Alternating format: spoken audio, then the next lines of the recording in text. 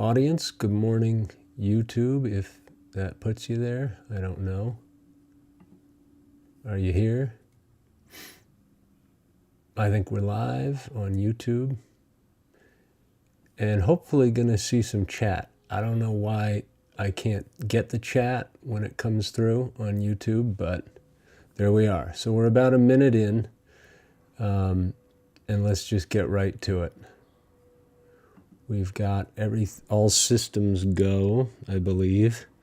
The last thing I think I'm going to do is regret not doing Professor McGonagall. I'm seeing just masses of Maggie Smith portraits coming through. But I just wasn't really able to find the right reference image. And, next time. So, before we start, I'm just going to make sure the recording in the next room's on. And it is. And then we can get ourselves going. Pardon me. Final step here is just going to be log into our Twitch and let us begin. So, a couple of things to do is make sure my drawing pad doesn't fly off the table.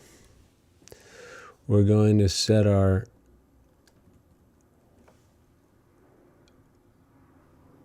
thingy at 100. Okay. Let's just kick it off. So we get our brush. We make sure we're on the right layer. Come on now. What do you mean? No layers. Oh, whoops. I don't need that. Let's get rid of that. And we're going to do a new layer. And this is the one we're going to paint on. And, all right, where do we start? Well, usually I start with the Van Dyke Z. They're really, the best way to do this is probably hit a darkest dark. So I'm going to grab this dark from the hair. And that's the darkest dark. Actually, no. There's a slightly darker, there's a lighter dark in the eyes here. So rather, because we're starting with the portrait, hang on, just thinking here. Okay, we're going to slash this through. That's the darkest dark of the eye. There's obviously maybe another one here, but that's basically the darkest dark of the eye. We're going to get just like a variety of darks and plop them in here. Okay. There's a good one. There's a good one. And now once we have those darks known, we can get our lightest light. So if I look, yes, obviously the highest highlight in the whole face anyway is the highlight in the eye. So we can do that by blasting that in here. Other one here. Is that the right size? Not quite. There. Here's another one. They really did a good job of lighting this one to give it that dreamy. I mean, this was anime Pokemon eyes before anybody knew that was cool. Let's see, what else did we do wrong here? I didn't get the lip, but that's okay.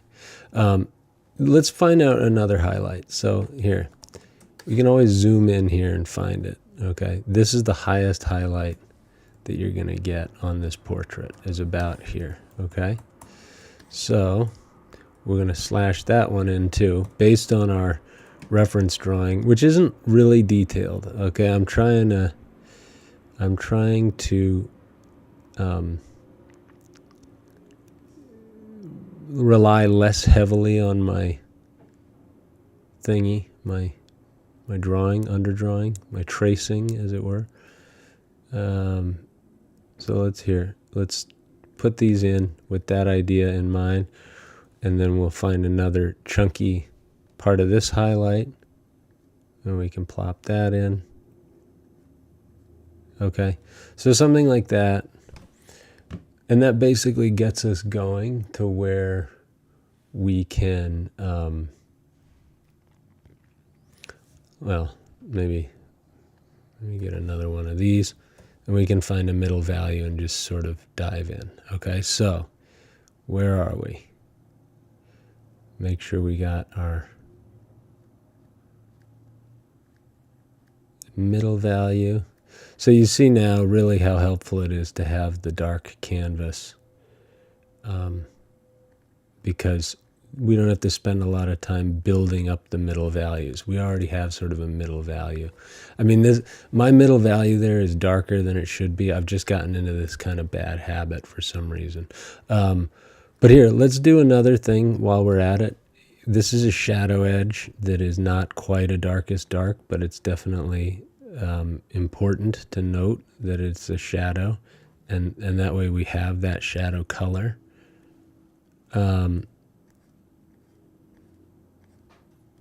Okay, so we're painting that in, and then we can find another lighter shadow about here. Well, let's see, something like that. See, that's a light shadow. I mean, that is not much darker than our darkest dark. Let's find a middle value that we can work off of for the nose. And that's going to be something like this, abutting the highlight that we put down. Okay, so now you really see, you know, I start to regret my dark background color. Now I could go darker, but I'm not going to do that. So now we know, well, I'm never really trusting in the beginning my colors that I've chosen. Let's do that one. That's going to be a darkest dark. Okay. So basically we've got 3 or 4 brush strokes here, which are going to indicate our colors. Let's find the colors of the eyes. These are real dreamy blues, right? Let's get these in here. We are the dreamers of the dreams. Okay. We just do our basic color here because we're going to get in there and take care of it later. We're just filling it in so that there's something there. And then knowing what we've got in the forehead, we can sort of kick it off.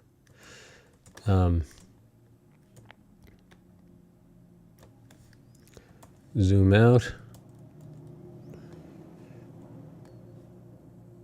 Now there's a highlight here.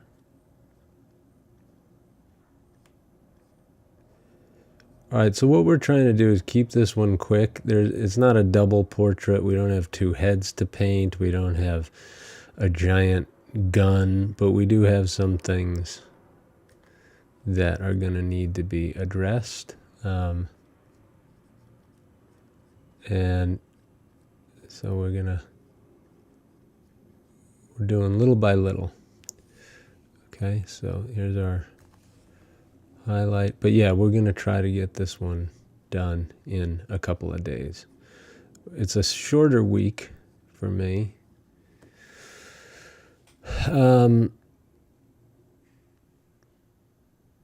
Let's do this.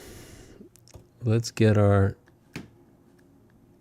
highlights. I'm sorry, darks. I'm always going to say highlights because those are the fun ones.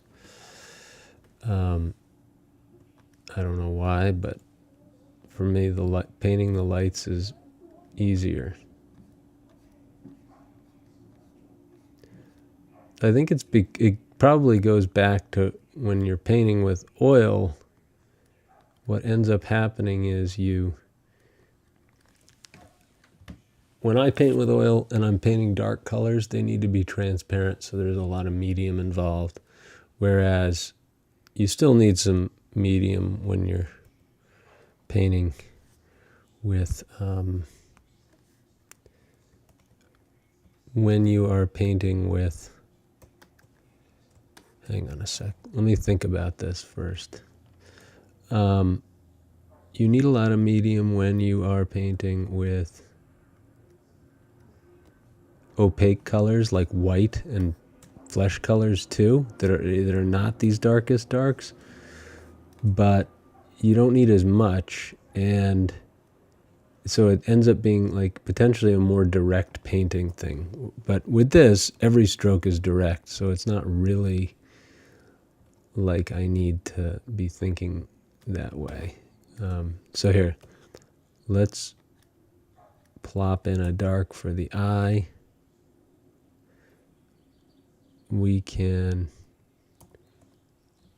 all right, I don't want to make everybody dizzy this early in the morning, do I? But let's see what we're going to do next.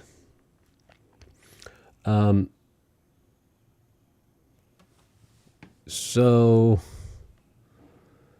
zooming out, let's get this nice shadow color under the nose.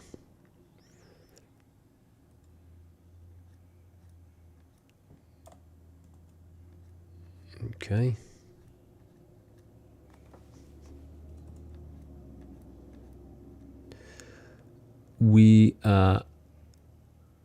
I've decided just to relax a little bit on the themes, like the portraits, because there's so many good things to paint out there, but there aren't so many great reference photos. And I just decided that I would start trying to loosen up on like the groups of 3, but maybe we'll go back to that. But for right now, we're going to just carry on. All right, so I think this is a good example where we need to rely on our known colors here. So something like that.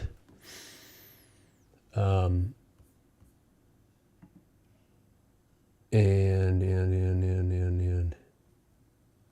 how's our stuff going? Okay. Let's grab more of this color.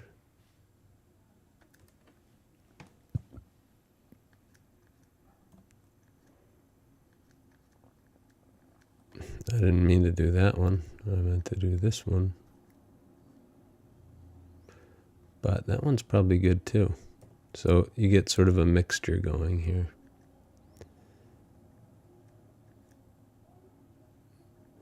So there. That's what's called our bridge of nose. If you're not, if that wasn't clear,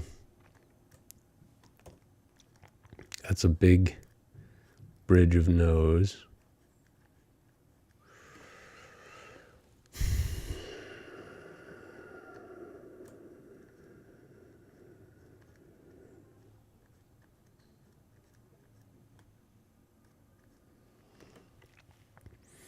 So you can start to see what happens when we rely less heavily on our photograph, and we're going to begin to start trying to draw and paint based off of our painting. So in other words, we're using the palette of the painting, and we're staying in a local color, sort of a local color situation. Okay. We're going to try to less often jump back and forth to the painting. We're always going to look, but less often you'll see me grabbing colors directly from there, because a big part of this is being able to see the colors and not get bogged down in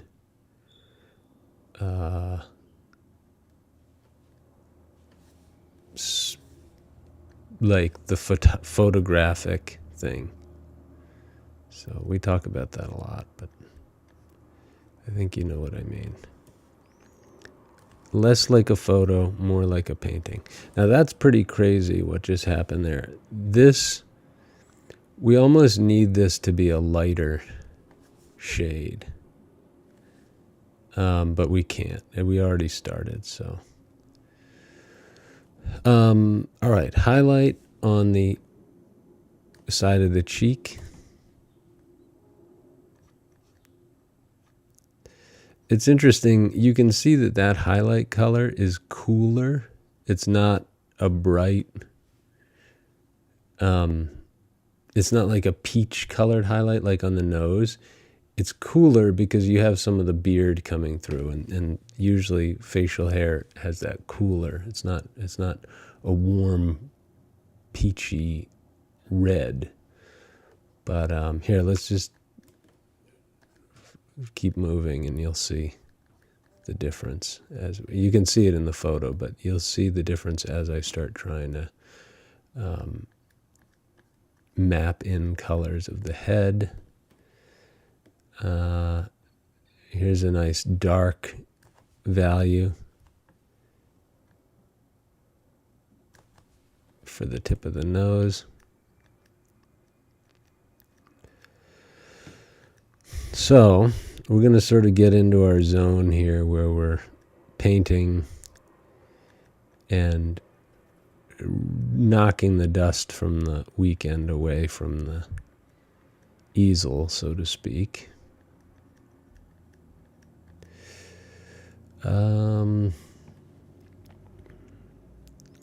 So yeah, any questions? Why am I doing this?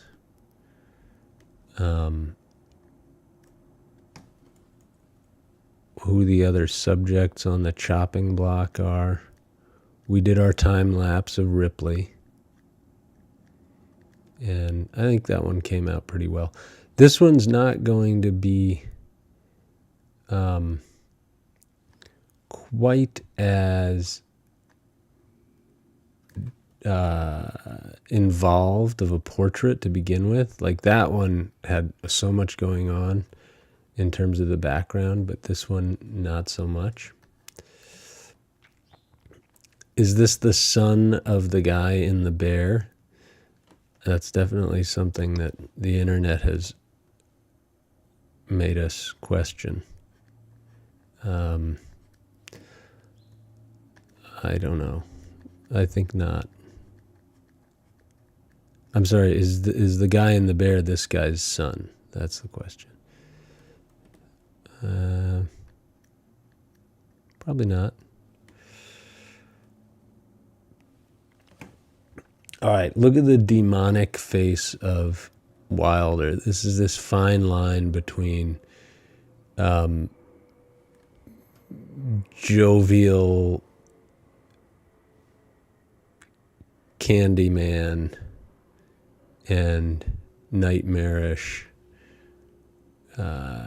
human trafficking abuser. It's a very subtle distinction. But we can ride that line. That's the hope.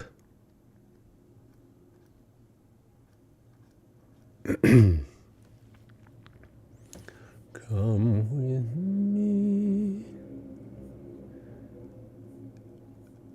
and you'll see. All right, let's find out what's happening we're still going to work on the head here. That's our main event.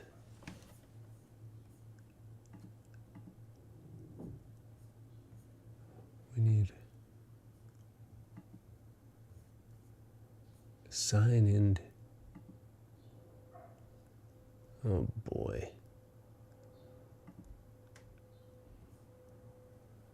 I don't know. I'm getting distracted here. Anybody out there on YouTube? I can't tell. Oh God. This is what happens.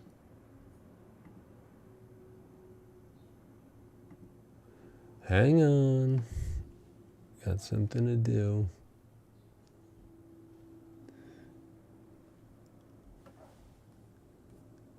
Yes. Recover.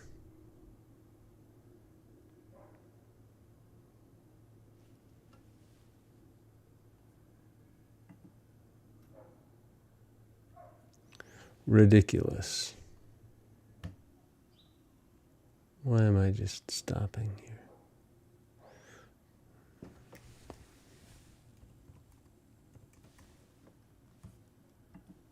Now, let's pretend we're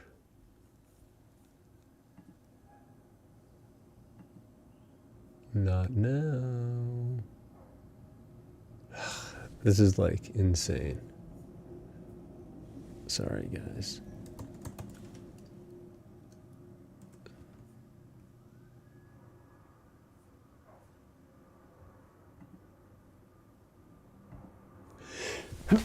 Excuse me. Come with me and you'll see.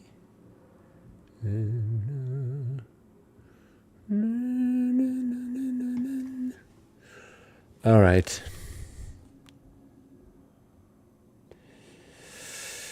So let's just keep moving, right? That's all we can do.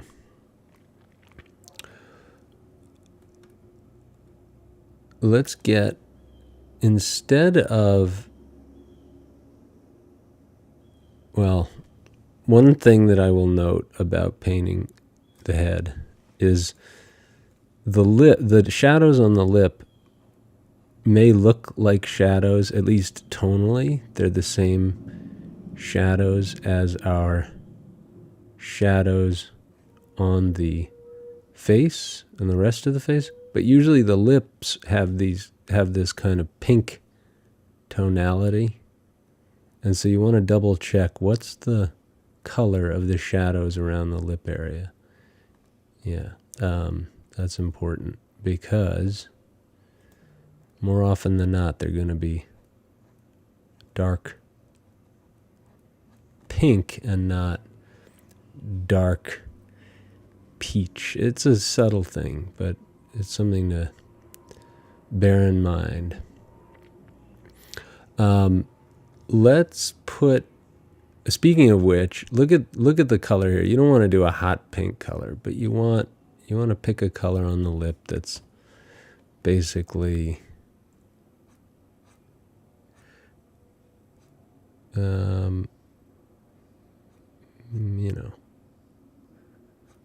correct.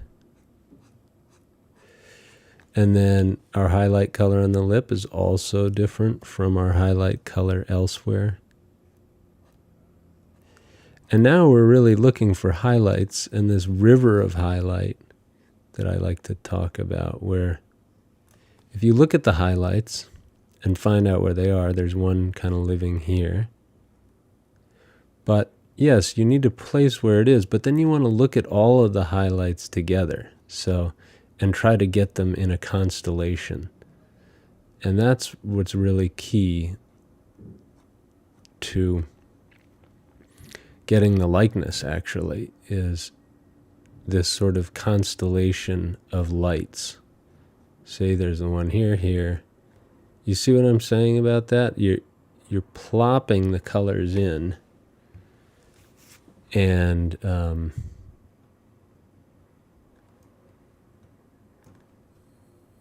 you're trying to, but you're not just blindly putting them down. You're putting them in a place that's going to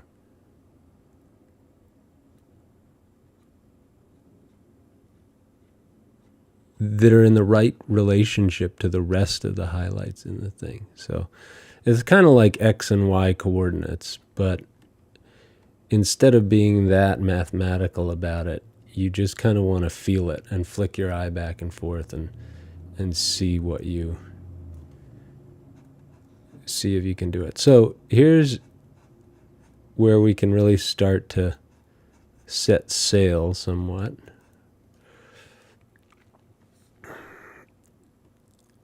This is our shadow color. That is Come With Me.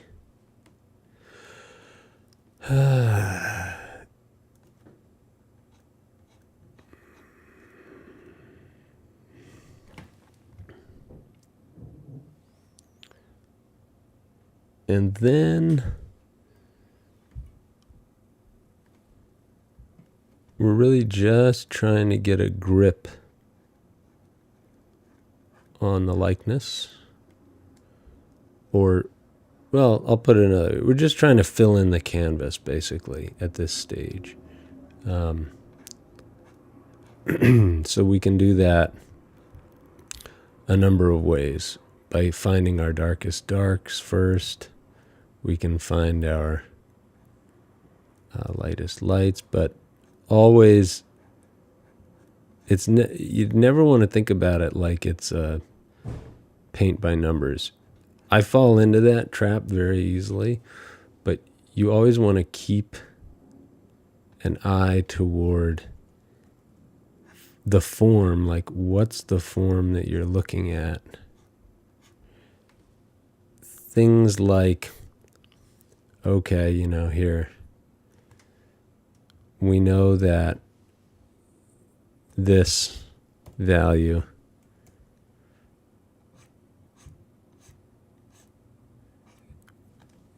like, check it out. We'll put this one here. And then underneath, you have your light color of the neck. And then you just, I'm doing paint by numbers. You don't want to do that. You want to just, it's hard to explain unless you're doing it. But all right. Here's another amber or sort of golden shadow that we can put in to delineate where the mutton chops are versus where the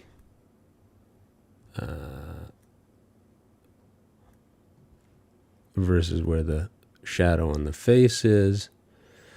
There's so much that's going to be happening here. Like,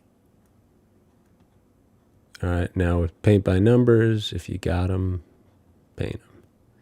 If you're lost for them, it's better practice to not do it. But so there's a nice shadow edge. All right, we're going to see that likeness come creeping out. Don't get creeped by the expression in the eyes. We'll see if we can. We want to soften it up, but we're just trying to get things down here. Okay, another highlight situation that needs to be noted. And always, I was looking at a painting by renowned British school portrait painter,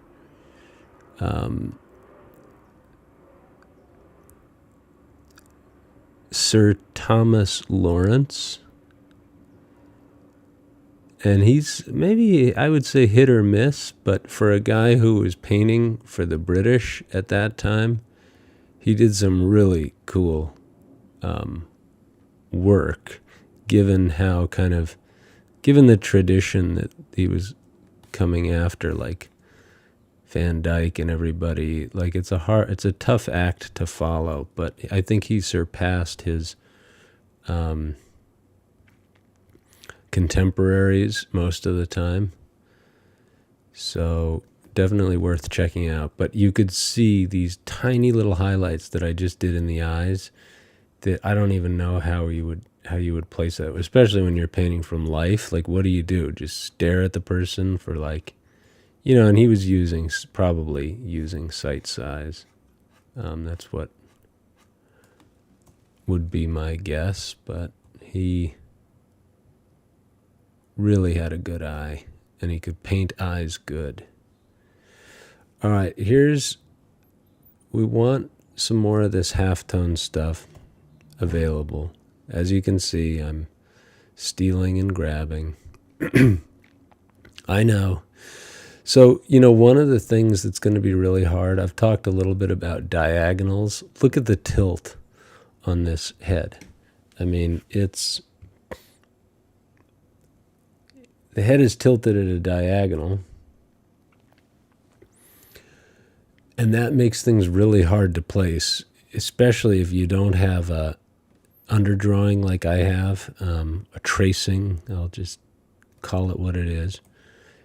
If you're trying, but even still, when you try to do this, and something's at an angle, at a tilt, it's really hard, actually.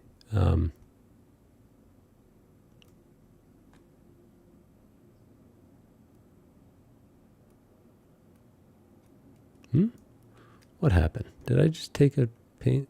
Yeah, I used gray.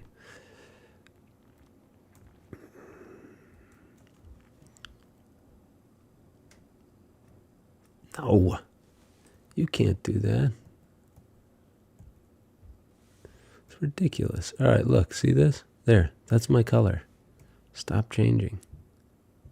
There, just a little flick of the corner of the mouth. That's all you need.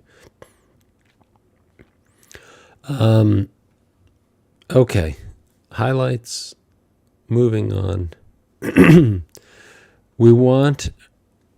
This is again an example where the way the reference image is, the way the light falls on him, it's not sharp chiaroscuro. In other words, there's reflected light galore in the shadow edge. There is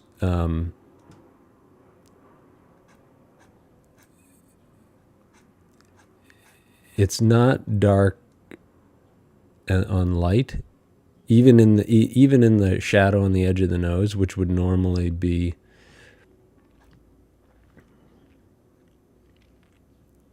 in a traditional lighting situation. You would have the shadow on the nose would be like very dark, but there's reflected light coming in. It's not a naturally lit situation. They're on a film set, but I like the look of it. I like the basic pose, and it's very portrait. It's traditional in some way, the way it's, the top hat evokes some of the sergeant stuff. So I already know I'm not limbered up to do like a sergeant style portrait on this, but who knows? We could try.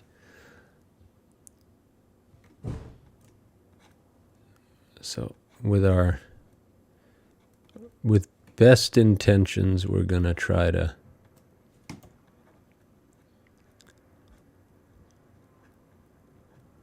we don't need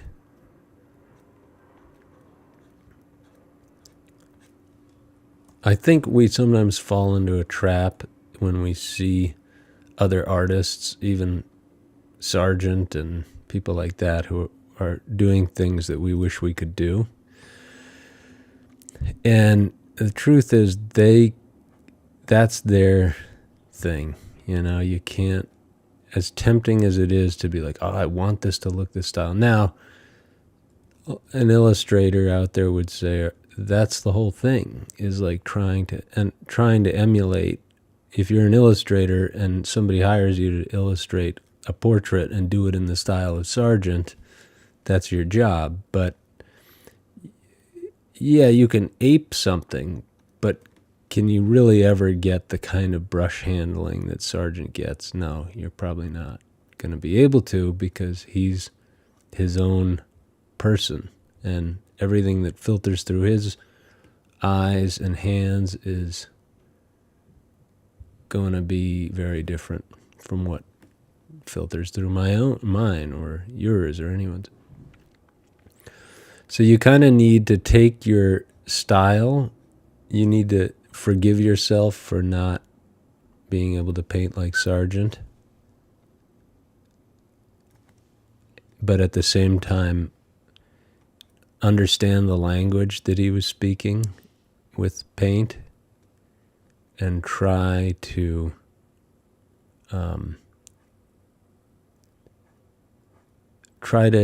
keep pass that down. It's sort of like a torch, because along the way people forget how to paint like that, and it's a language that you have to learn. All right.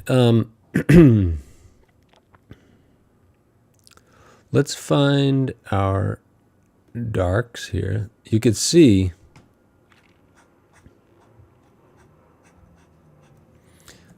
all right, there's an example of something Sargent would never do. Sargent would find a brush mark and just nail it. When you are building up oil or paint, digital paint in this case, but when you are building this stuff up, it takes some time to get into that sort of Sargent-y mode. Digital paint is not like regular plain old paint. Okay, so here's an example. Look, see at our corner of our mouth, what happens down here? Where does this, we don't have that in the underdrawing, and that's why I'm asking, how does this work? We got to find our darkest darks.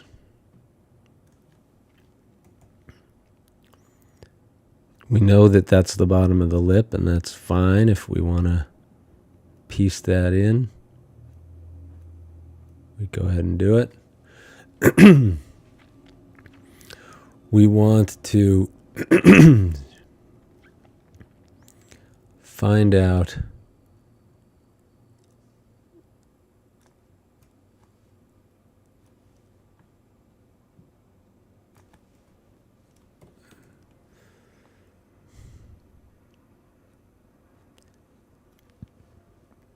this movie was so popular. It's a 1970s movie because you can see it.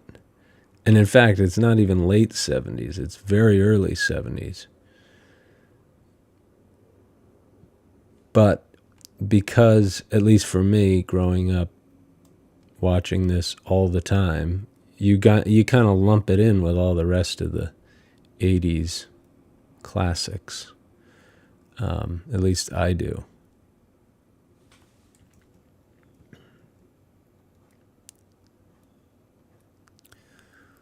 Okay. Here's our shadow. There's an opportunity there to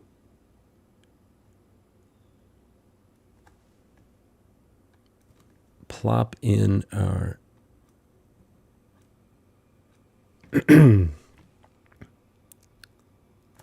so here.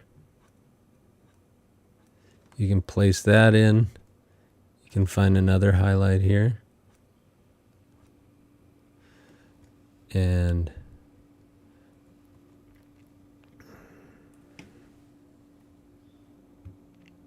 see, we're just comparing image to our photograph, and we're chiseling, we're carving as best we can with the paintbrush. That's kind of the idea of it. So to that end, let's chisel in here. Now look what happened here. So we're chiseling in under here, and then you can see it's not just a firm shadow like that. It's actually more of a highlight there. And you'll see when I start to solve that what I mean by that. But so there's another.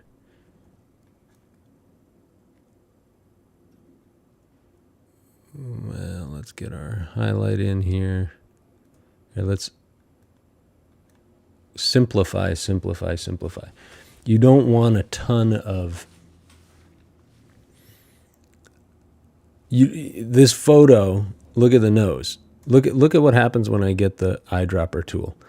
Look at how boom, boom, boom. Look at how that color shifts. I don't know if you can see that, but just from going across here, it goes from dark to light to dark to light.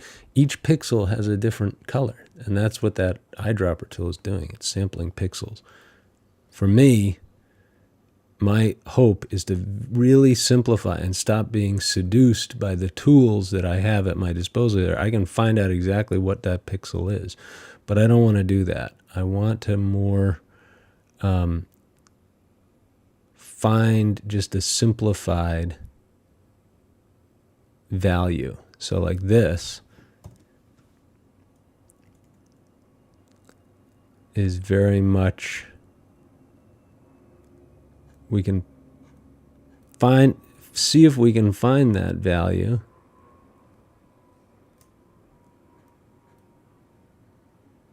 And peel it down the head. Simplify. So see that? We're going to need to fix that again, but essentially I just tried to soften that edge. There's a highlight here.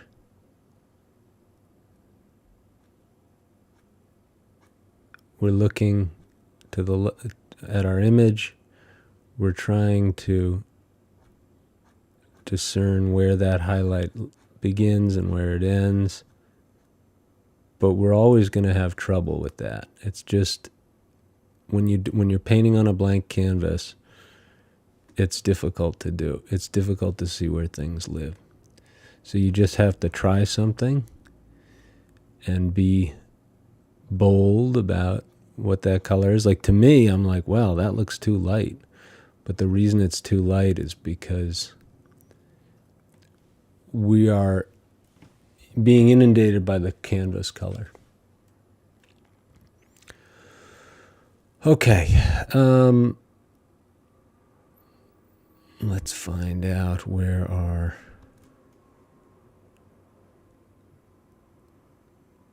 next move. Let's find out where our,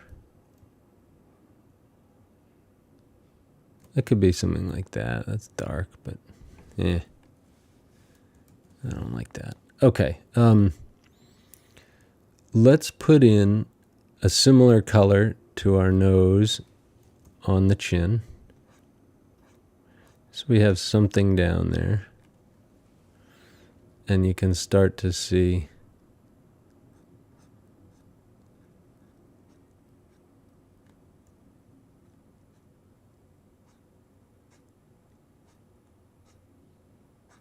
there's a bit of a highlight that lives there. So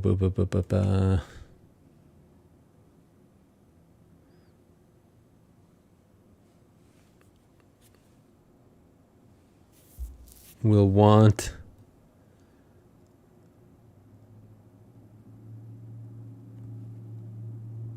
let's see what we can do here. Let's grab this. And you see how there's the shadow here along the smile mark? We want that to melt from the actual dark shadow mark into the light. So then this very quickly becomes a shadow edge. Not a shadow edge, a mid-tone. See this? You try to gauge how wide that river of mid-tone is. Now I'm getting too dark there, but that's fine.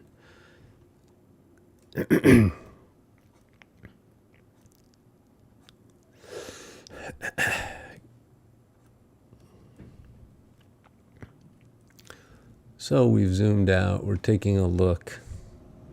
The goal today, excuse me, is just to try to establish where the head is.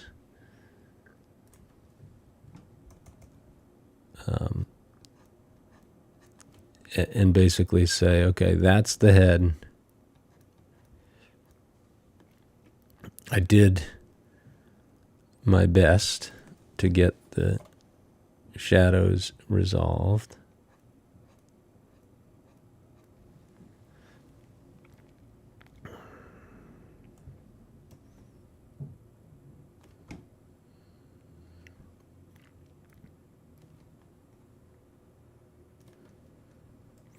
See this dark here.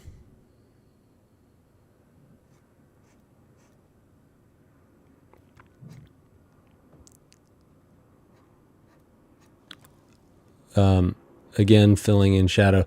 Same deal here with the shadow. Usually this would be like a darkest dark, but it's somehow there's reflected light coming in here, and I want to honor the photo.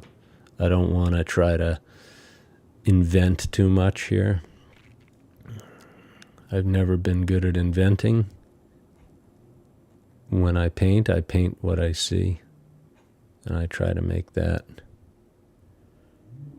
I try to be creative within that somehow. It's easier said than done. But look here, we're getting, things are looking better.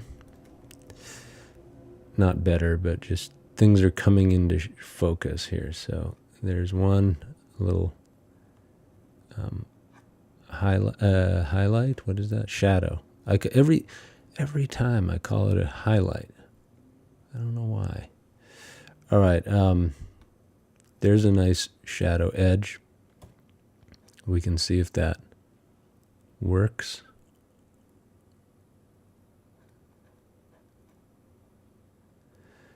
Come with me.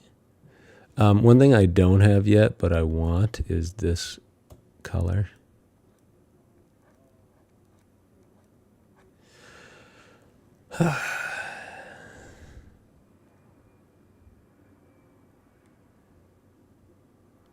You've got, let's see what's happening here.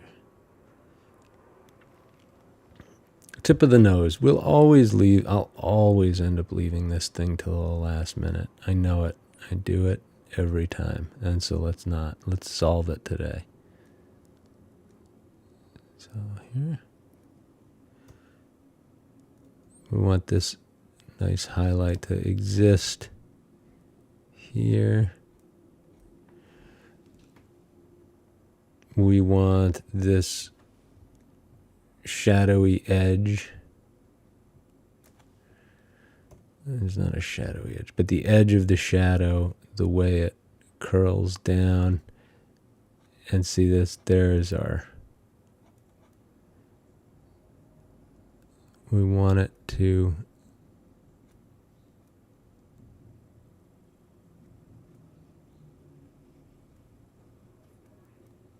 see? So there's stuff to do in there.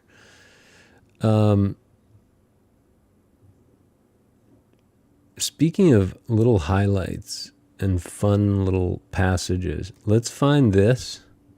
One of the best things to paint in the world, if you ask me, are the little the eyes. The eyes are so much easier than people often give them credit for. They talk about trying to, you see kids drawing eyes all the time. They just draw them over and over. They paint them. But you don't have to do that. You just the reason eyes are so easy to, I mean, yes, practice painting eyes, but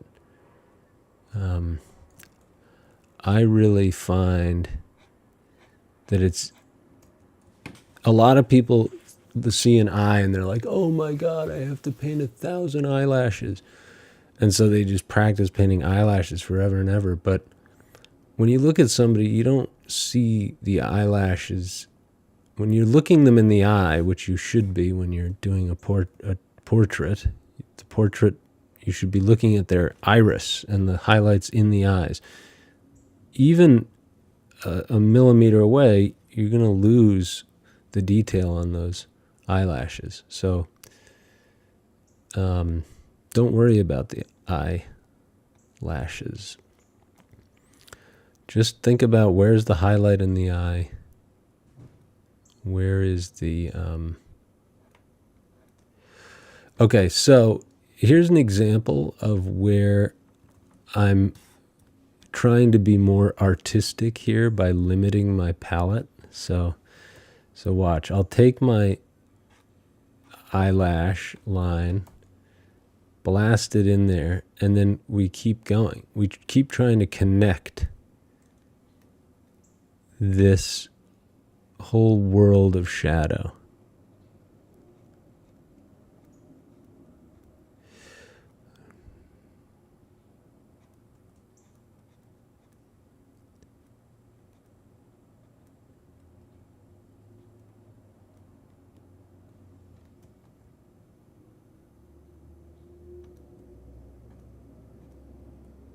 It's a whole world of shadow. So I'm again using this as my, you can see this kind of stuff going on here in the photo.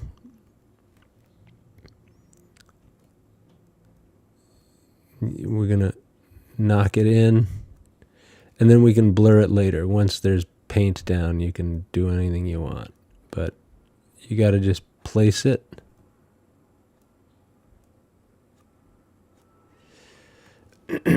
And then the more you do this, just the simple fact of this is, the more you do these little passages, you just get more, you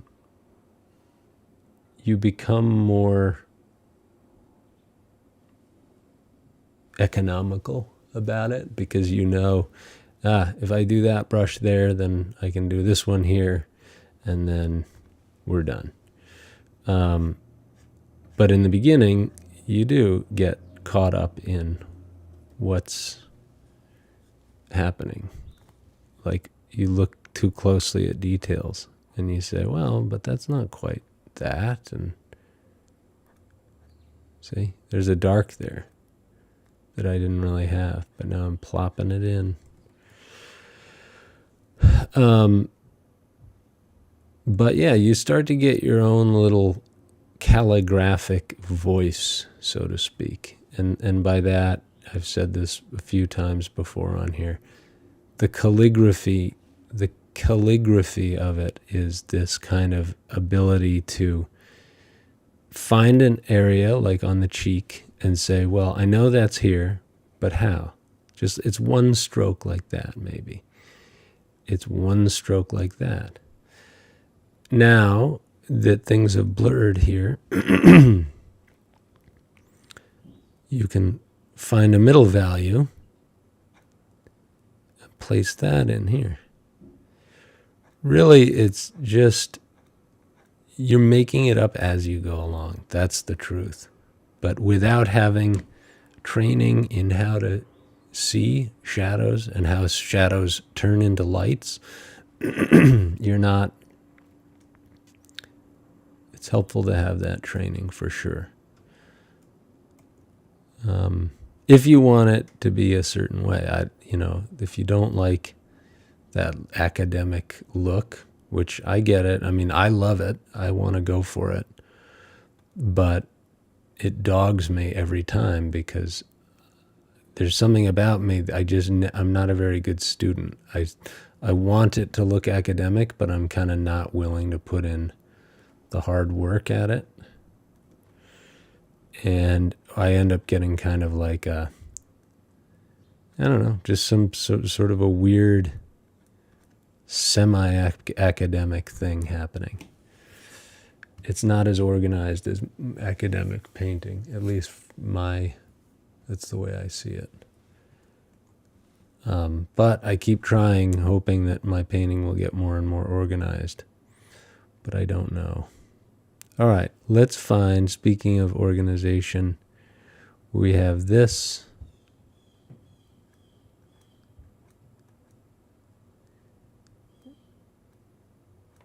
Okay. Keep trying, you'll get better.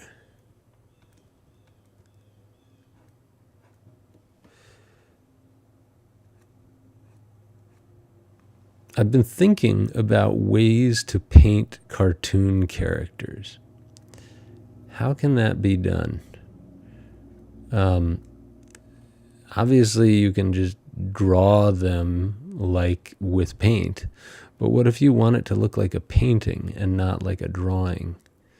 I'm just sort of thinking about that and thinking,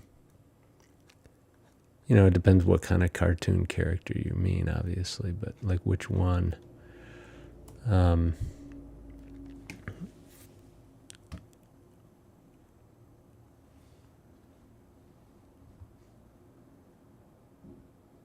So,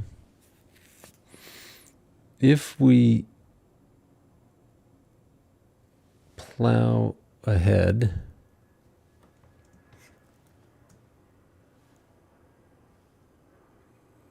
we've got some things to do over here. So now, look, this is what's cool. You start to see that I've actually got the right values now.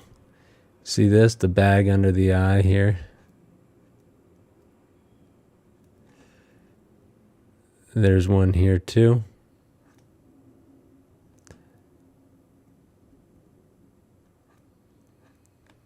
Now we can come in with a bit more of a shadowy color here.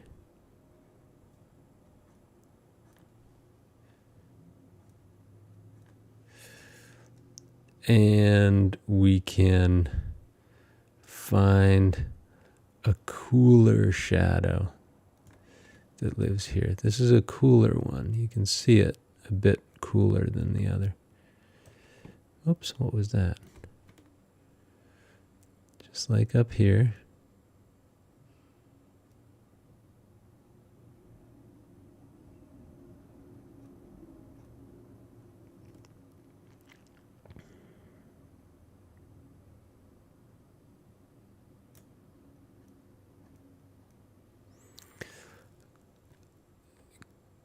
Here's a highlight that lives right over here. So look at this. Where does it live? It's right on top of that circular highlight. You see that I just killed the highlights in the eyes, meaning I just beat the heck out of them with a sledgehammer. They're much more refined than that.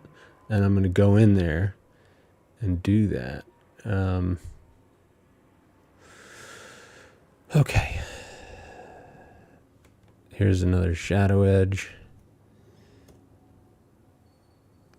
Yes, so if you go in with a dark on the eyebrow that's not that dark, yeah, it's going to be inaccurate to nature, but it might create a little bit of interesting depth there.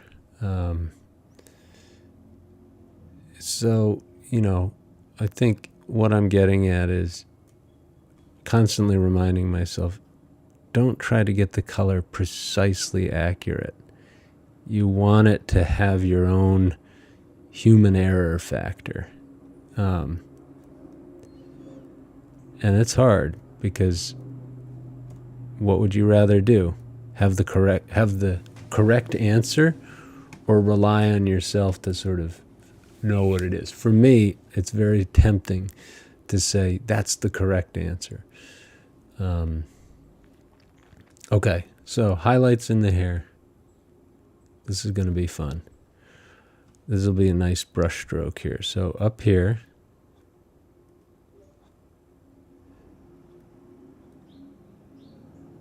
there's one.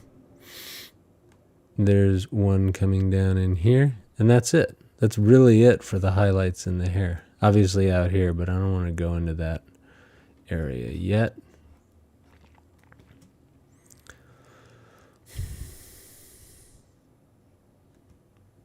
Let's manage highlight. Whoa, come on now. I grabbed that color.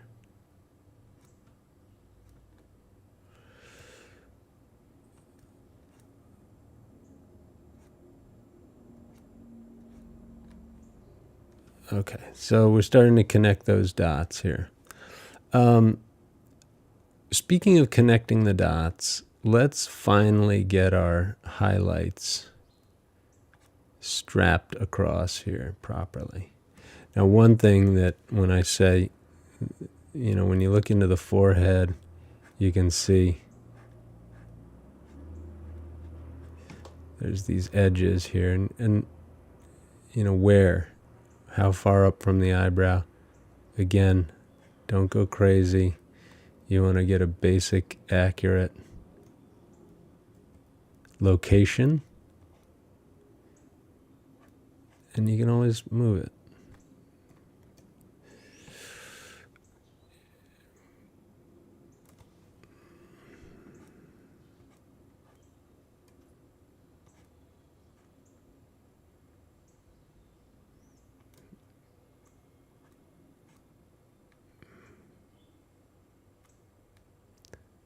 Okay, I don't know what's going on here. I don't like not knowing, but we don't. So we're going to plug it in and see if we get closer.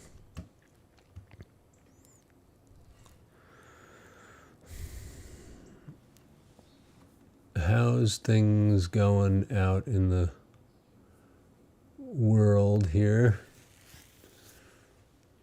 Do we have anybody in on YouTube that wants to chat? Just a question. No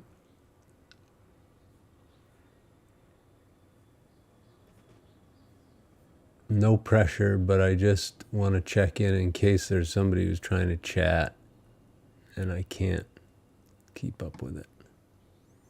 I see one viewer on Facebook.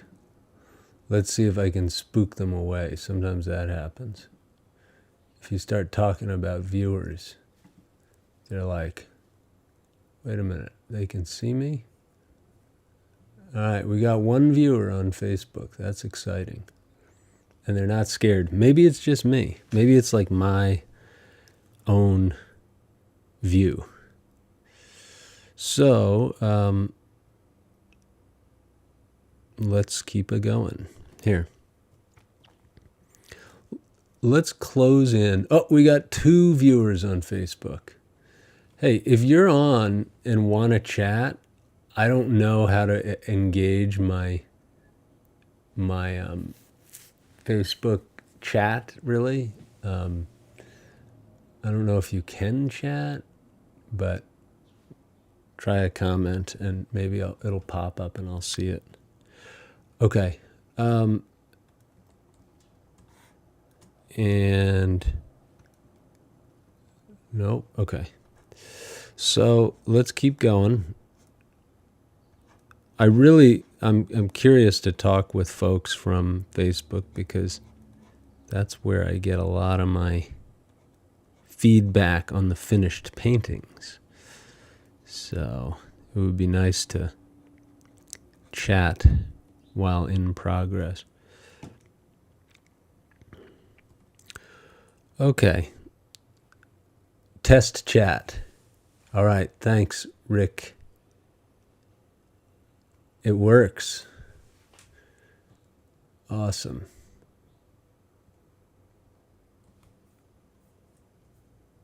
And it didn't make any sounds. I want some alerts or something.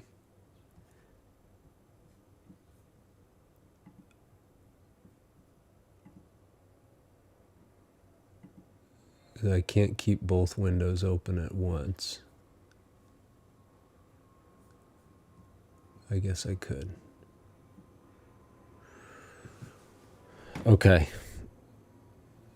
Well, it's interesting because I can never really tell who's on what without refreshing. The only one that seems to have a consistent indication of the views is Twitch. I can always rely on the view count.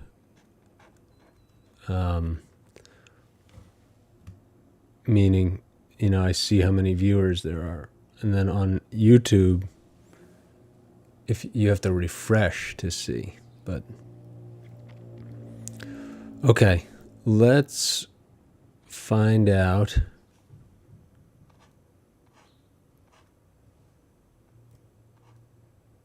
what, if anything, we need to do to finish this head here.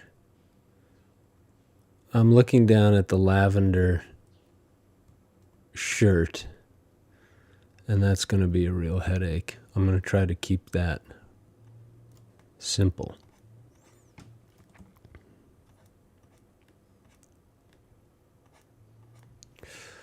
So what's happening here is, because my gray canvas is popping through, I better be quicker about this, because the more I leave the gray canvas, the better. Or the quicker I fill it in, the better.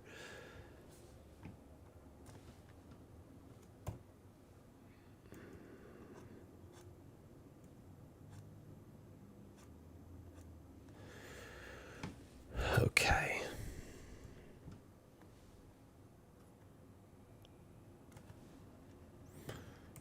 So as you can see, I keep grabbing colors from the photo, and I really don't want to do that. I'm saying that, but it's a really tough habit to break. And again, the reason that you don't want to grab colors from that photo is you're going to end up, it's going to be too photorealistic for what I'm trying to do. I'm trying to make it look like a painting. And usually, I'm now good. I have enough colors on here that I can just kind of go crazy a bit and just fill in. Obviously, keeping the right brush strokes, keeping the directions of the brush strokes should be, you don't just fill in for the sake of filling in, but you want your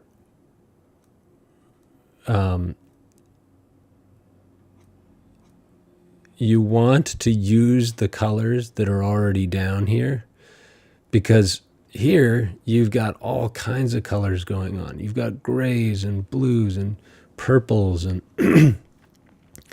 but a painting usually doesn't get into all that unless it's like a photorealism thing. And I'm not really going for that. So I want it to look more like a painting. And the way to do that is to look at a passage and say, is this dark?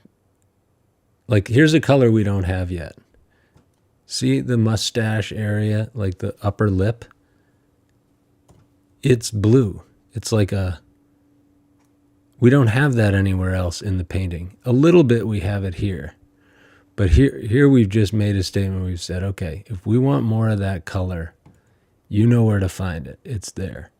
So how do we put it in play? You flick your eye back and forth, find out where else does that color live in this image. Instead of saying, find the color that's supposed to go here exactly, you say, I have this color, where else does it live? So that's kind of the difference.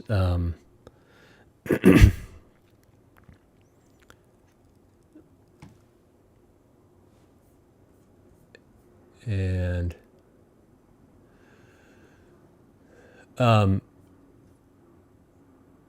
Rick, can you do, if you're there, try a chat on YouTube? Because I'm just curious what it looks like, if I'm even going to see it. That's the one that I've never been able to figure out. Gosh.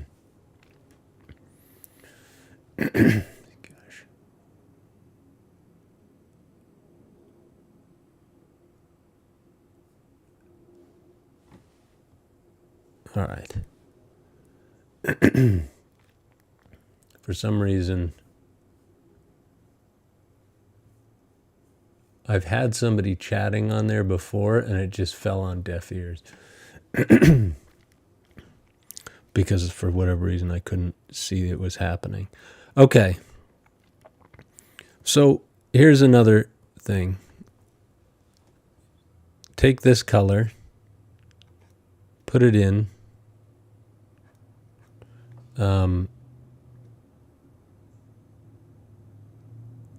Hard to kind of describe this phenomenon, but see my colors under the eyes there?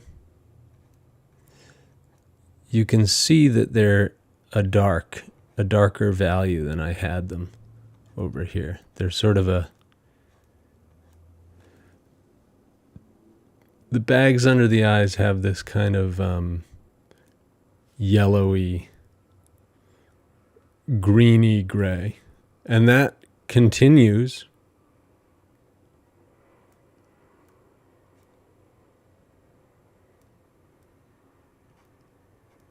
to wrap around the rest of the head here.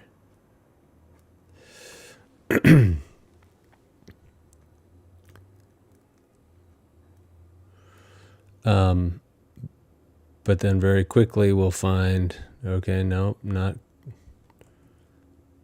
If we want to fill in this canvas, we've got to find out what and where all this stuff, what color this stuff is and where it goes. So there's one. There's one.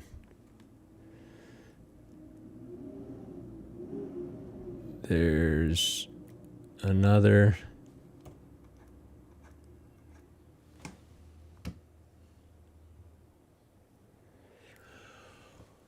Okay.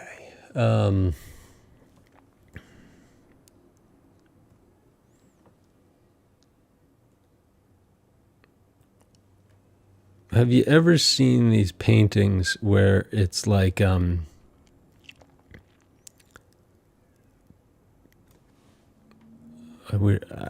not gonna. I don't want to jeopardize the time lapse. I want to keep the time lapse rolling, but where they just kind of know. Hold on.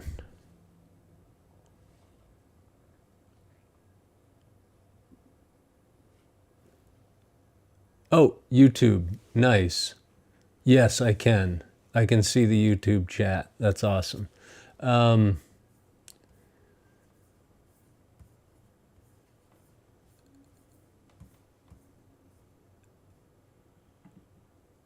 And hang on. So yeah, and I see there's one concurrent viewer.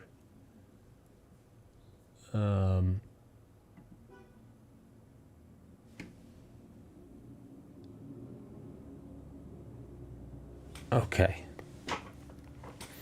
All right, so basically now I know. Going to hang on.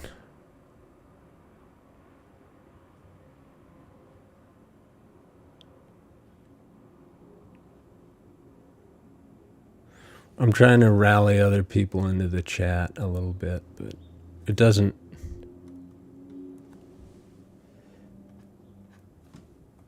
It doesn't really matter. I'm at this point in the game. I'm just plopping in values. Okay, so see here where we got. This is kind of interesting stuff, like the way the eye wraps around and why, again, constantly trying to remind myself, don't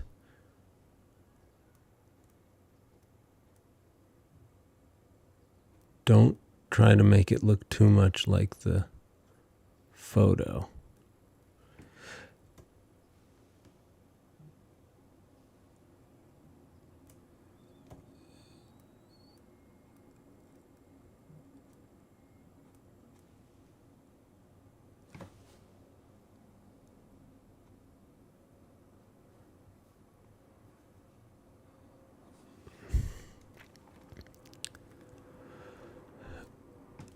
Okay, so what is it that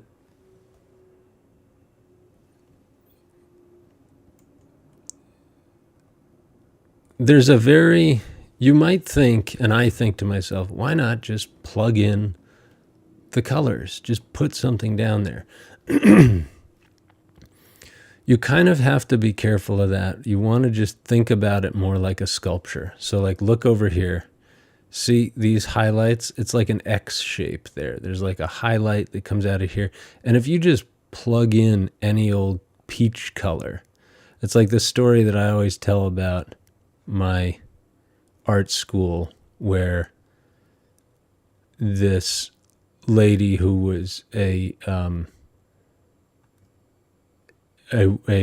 bit of something of a known quantity in the concert piano world. She was a self-described child prodigy at piano, and she was learning how to paint portraits, because I guess she was sort of like, oh, I've always wanted to paint. I'm in Italy and going to do this class or course. And she asked one of the teachers, she said, Nick, what color is the nose? And this guy, Nick, was a really nice, patient teacher, but, you know, everybody has their breaking point. Because when you're like, when the whole thing is, basically, look, the nose is the same color as everything else. I mean, and he goes, I don't know, peach. And, you know, that's not the answer that she was looking for, but it, the fact is, it isn't really, it's not like you can just say what color the thing is. The color, if I were to mix this color, this peach on the nose, if I were to do that with paint, what I would need would be white, black, a bit of red, and a bit of yellow. And it's up to you to look back and forth between your subject and your paint and decide, is that too much red or too much yellow, and dial it back if needed. So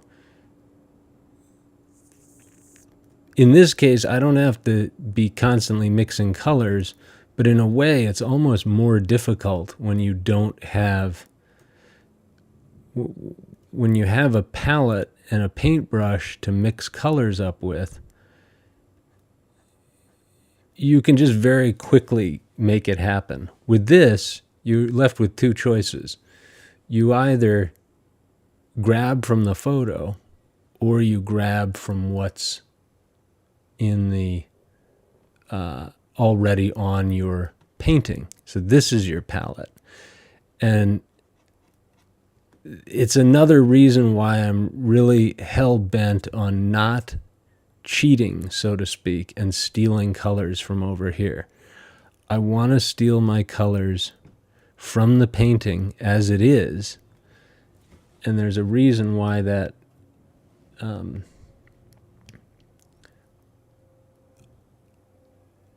basically I want to use my colors that are already there because it's better practice than just grabbing from the photo. You have to use your eye more almost. And you have to sort of in the back of your mind, you're finding out how all the colors that are on there relate to each other. So speaking of colors, here's one that we don't have. It's the blue. Look at how blue that white of the eye is. See? It's blue.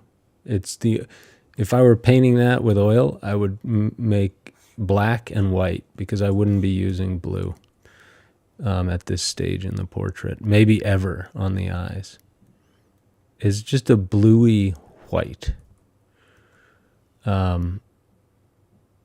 So there's one that we don't have, and we're going to get in and just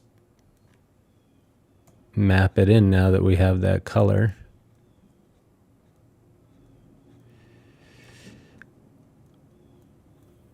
That blue color shifts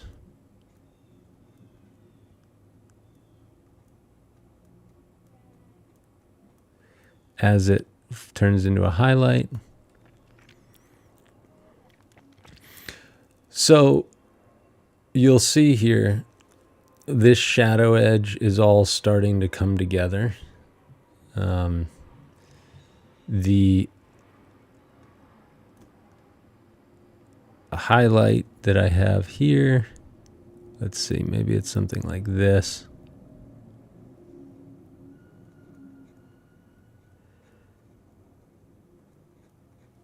What time is it? Okay, one. Okay, see that? See how the actual shadow shape itself is broken up with this reflected light? It's not all one dark shadow. It's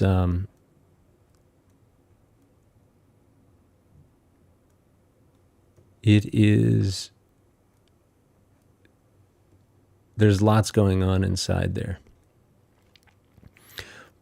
Not the least of which is this highlight on the on the nose wing here. So yes, I could just paste in all this color, and maybe I will just to see what happens. But that's not going to do it. You need to really coax out what colors are there and find out how they shift, and you need to observe very carefully. And then blur edges. So here, look,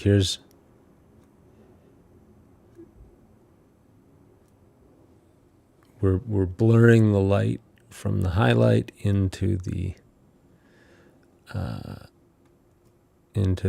shadow.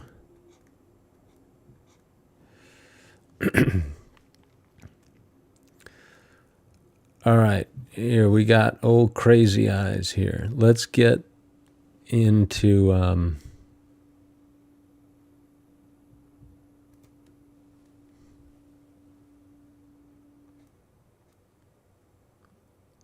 let's try to. Okay, so here's a good example. See this lower lid? I'm not going to steal the color right now. I'm going to look around and see where's an equivalent. So like maybe it's that. I don't have my underdrawing particularly dialed in there, but that's fine. I know I can look left and right and say, that's it. That's where it is.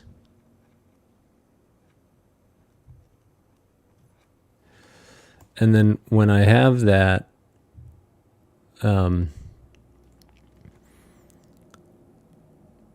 it kind of inspires you to grab, once you put that little lid line, then you need to put the rest down. So, okay.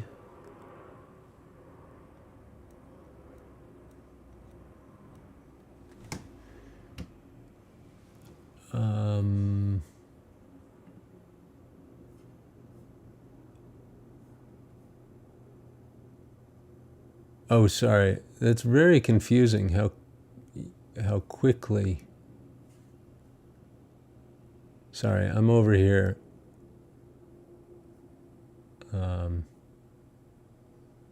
to keep an eye on the chat. So I think what I need to do is pull out. Whoops.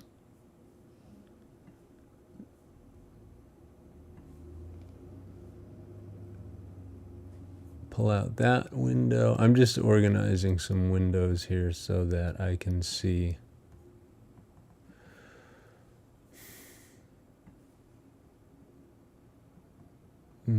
Okay.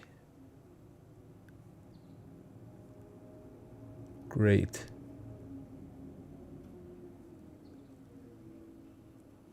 All right, cool.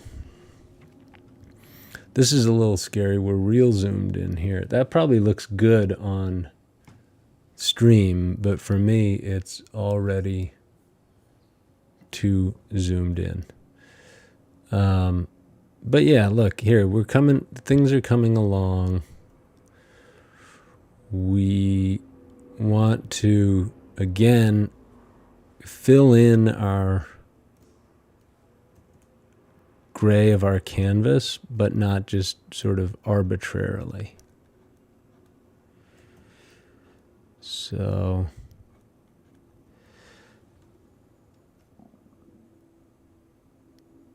yeah, so it's basically, it's not as though you can tell somebody when they say, what color is the nose? You can't say, oh, it's red, like, and maybe she meant like, what colors should I be mixing to get that? But if you don't know that, if you don't know by the time you're painting, like, so in other words,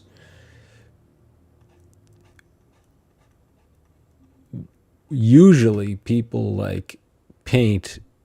usually people draw for years. At my school, many other schools, they have to only use charcoal, so they don't sort of hang themselves, so to speak, with the oil paints. You're using charcoal because it's much less dirty, and you don't even have to think about questions such as what color is the nose. Oh, look at this. So here, what color is the eye, under the eye? I found something that'll work for it, I think. You don't even have to think about those questions because you're so busy learning how to draw darks and lights. If I turn this into a dark and light exercise, you would see that right away. Here, one thing I'd like to do here while I'm at it is clean up this hat line so I know exactly where it is. So sort of to finish that thought,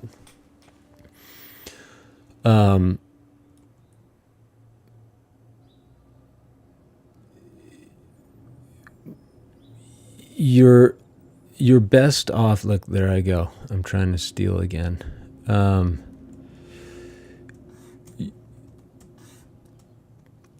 I think in the case of this particular student, I don't want to say for sure, but I think the student who asked what color the nose was is somebody who did not have any training at drawing. They came to the school basically and were like, let's get in here. I'm here to paint. And oh, look, I'm stealing colors. I'm here to paint. And that's the only thing I'm here to do. Like, they probably looked at the curriculum and said, drawing for 3 years. Oh, no, I'm retired and I'm here to just have fun and paint. So there are exceptions made as in all institutions, like people are like, well, she's paying full tuition, so let's let her do whatever she wants. So I don't know. That didn't necessarily happen in this case, but if this person had studied drawing for 3 years, by the time they got to painting, they would know that color is pretty much irrelevant. Like, if I only had black and white to work with here, and every gray shade in between, the painting would basically end up looking the same. It's just that people get so overwhelmed by all the colors, all the oils and the solvents and it blows your mind because there's so many things that you have to juggle when you're painting. You're sort of like the default, you're paralyzed and you're just like, oh God, like, teacher, just tell me what the color of the nose is. And if you tell me that, then I'll be fine. And the sad truth is that there's a lot more to it than that. For instance, like just being able to see where the different tones on the nose go rather than what color they are. Because if you put in a color for the nose and it's not correct, as long as the value, meaning how dark or light it is correct, then you don't really need to concern yourself with what color it is. So it's a little bit of a kind of snotty explanation. And I think the reason I do get a little snotty about it is because I've had people who are interested in drawing or painting or learning how to paint. They say, I don't need help with my drawing. I know how to draw. Or what they do, it really kind of irritates me sometimes, is they say sketching. They'll say, I know how to sketch. And what they mean is drawing with a pencil. They're just using terms that are like,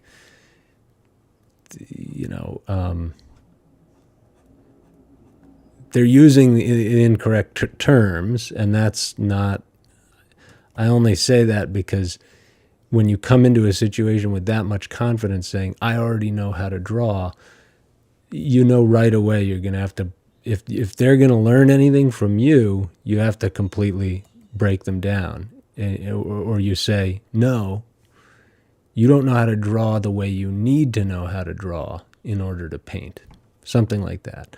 If you want to learn how to paint, it's not about the materials. It's not about whether or not you are able to draw with a pencil or draw with essentially what this is we're drawing with mud. You're taking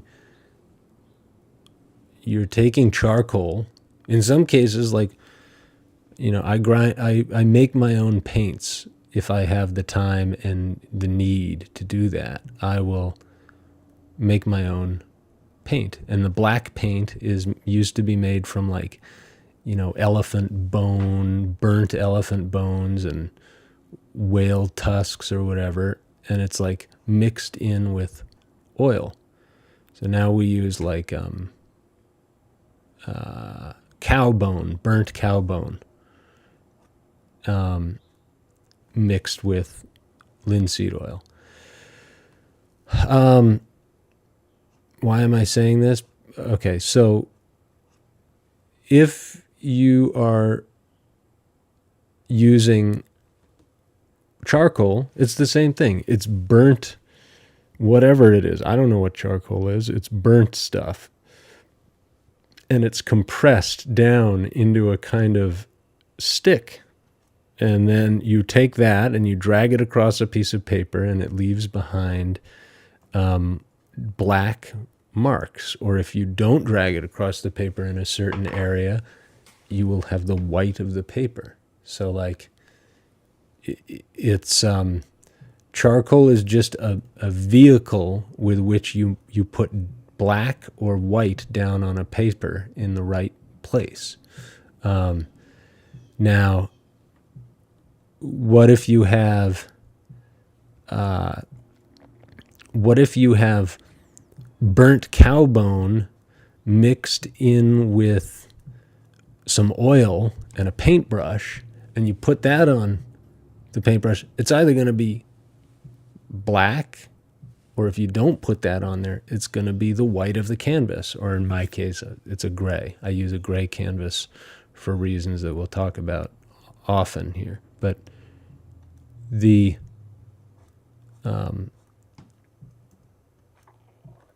point that I'm trying to make is, if you just give yourself one color, and if you were just to say to that lady who wants to know what color the nose is, you say, you know what, give me that. You're only allowed to use one color. And then and then you're still painting, but you're painting with one color. And see what happens then. That's where you get these like sepia colors. If you just say you can only use brown, you can only use the color that, you can only use this, like look at this color in the hair. If I gave somebody this color in the hair, and as many brushes as they want, as much of that brown as you want, and you just go nuts, they would have to use varying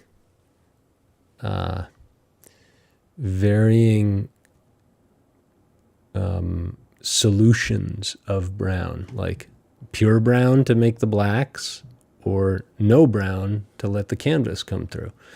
So anyway, the idea that I'm trying to get to is, if you want to learn how to paint, you first need to learn how to manage dark and light. If you want to learn how to manage dark and light, you do it with charcoal, because that's literally just dark and light, and that's you're not going to hurt yourself with charcoal. You're not going to waste a lot of materials and money and time. You're doing it in a way that is simplified. Now, once you learn how to push dark and light around on a canvas with charcoal, or on a paper with charcoal, then you might say to yourself, well, let's use oil paint, because yes, it's like a beautiful medium, and it does all these things that charcoal can't. Like light can actually literally bounce through it and bounce back, and you can make it translucent. You can do all these kinds of things that I won't get into with oil paint that you can't do with charcoal. But you can't do those things unless you know how to draw with paint first. That's the very first step. Learn how to just draw with your oil paint. So anyway, a big rant about anyone who says, I know how to draw, but I want to learn how to paint.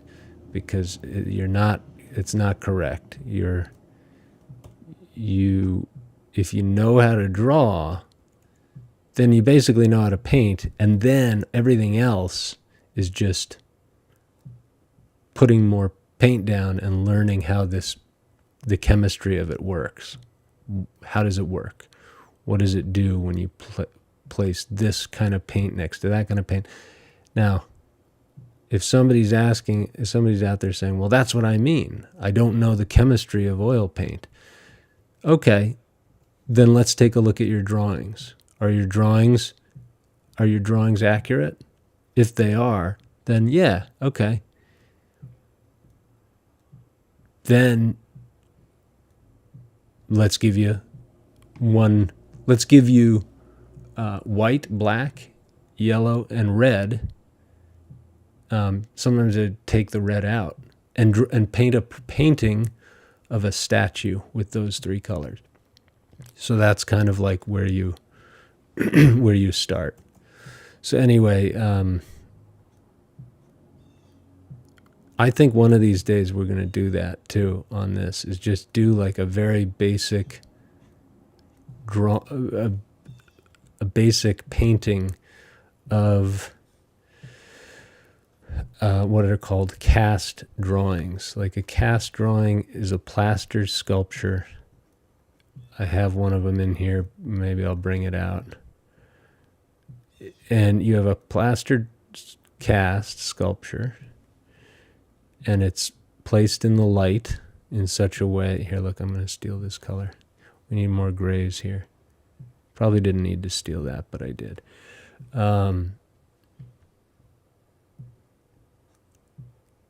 You're just drawing this sculpture. It's like keep things as simple as possible.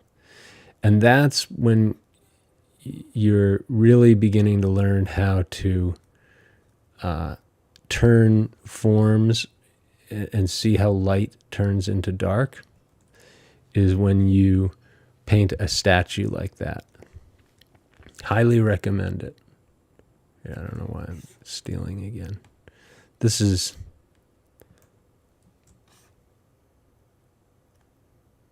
I don't know what happened there. Did I do that right?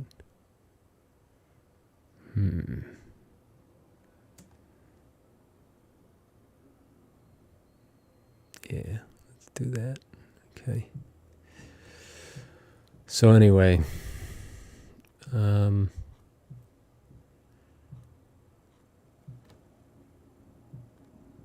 we'll keep our nose in the crosshairs here. What else do we have to do here?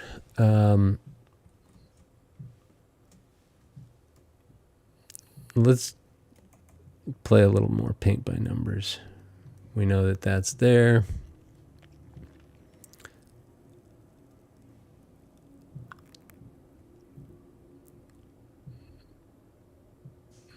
What do you think? What should we work on next? How scary is this looking? That's the big question. I think one of the reasons it looks super scary is just the eyes floating in the dark. So let's figure out, let's commit to getting these eyes done so we don't scare ourselves too much. I know is it October yet? I don't know. Soon.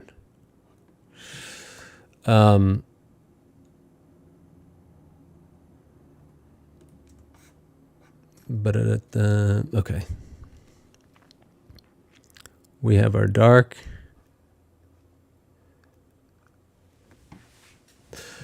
So the other thing that's important to have when you're learning how to paint is somebody to tell you that's wrong.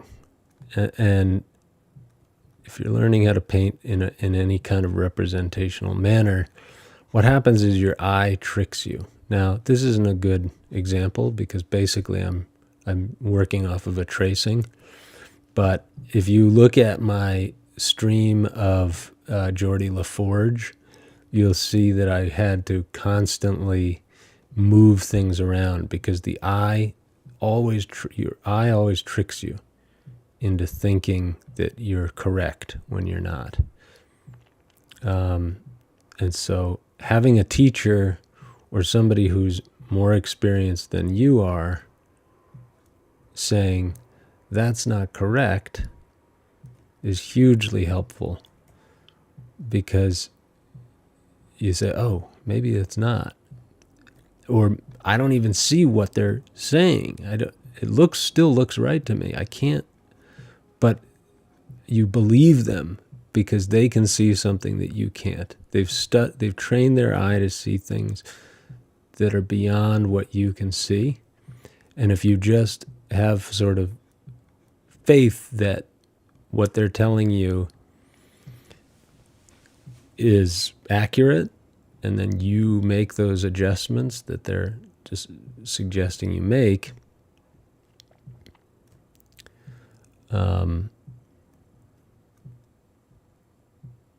you will then say, that worked.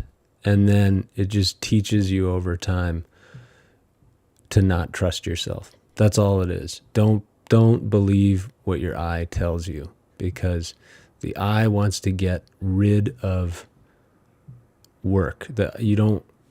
Your eye is going to tell you it's already done because it's a pain in the neck to do it. So that's why you shouldn't trust your own eyes until they've been trained, and even then you use something called a mirror. I mean, it is a mirror, but you refer to like you take a black mirror like this and look at the two of them together, and you say, that's right. But in this case, I'm basically tracing, and I'm so far. Everything's very rudimentary right now. I'm not having to tweak anything, like, because nothing's really down. There's nothing down here yet on the canvas.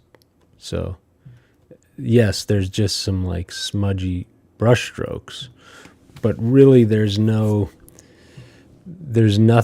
that needs to be, a hair more this way or a hair more that way. So I'm not worried about that. So look here, look at this nice bright on the nose. Really got to find that and find it here. See that? It's not there. We don't have any of these brights on the nose in our painting yet. Maybe over there maybe he's had too many scrumdiddlyumptious bars. And he's got kind of inflammation.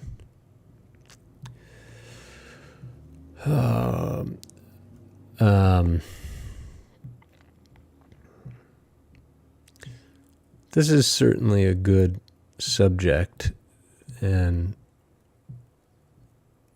I think it might be fun to continue this. If we can find more reference photos, we could do some Oompa Loompas.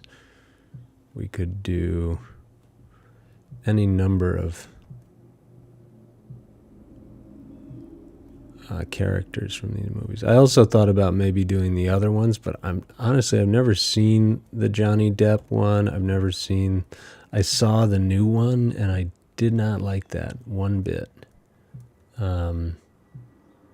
It was like the singing was horrible.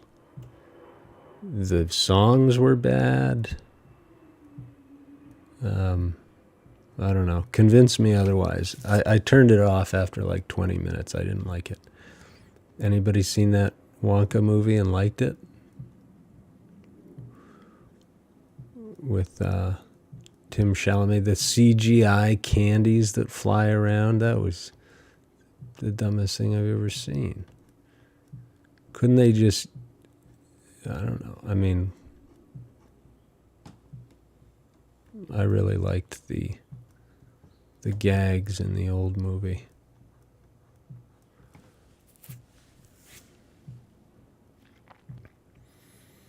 Okay.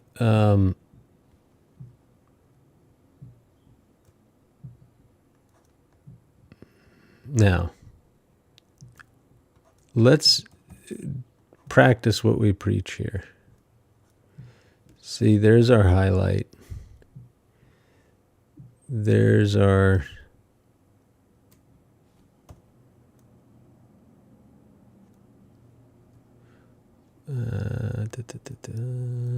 something like that. Let's fill in these darks. I mean, the canvas is popping through there. Okay, so this is really looking awful, to be honest. And part of why that is, I think, is because I've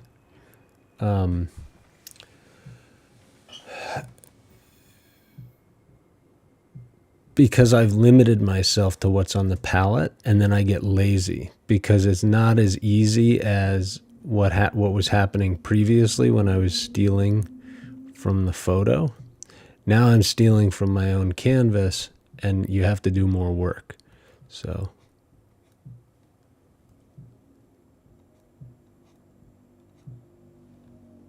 okay, let's plug this in here.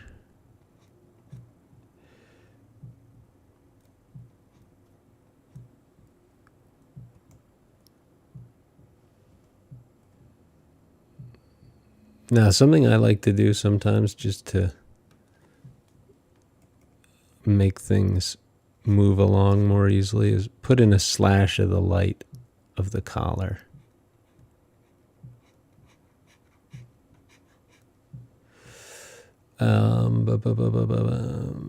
And then our purple dark.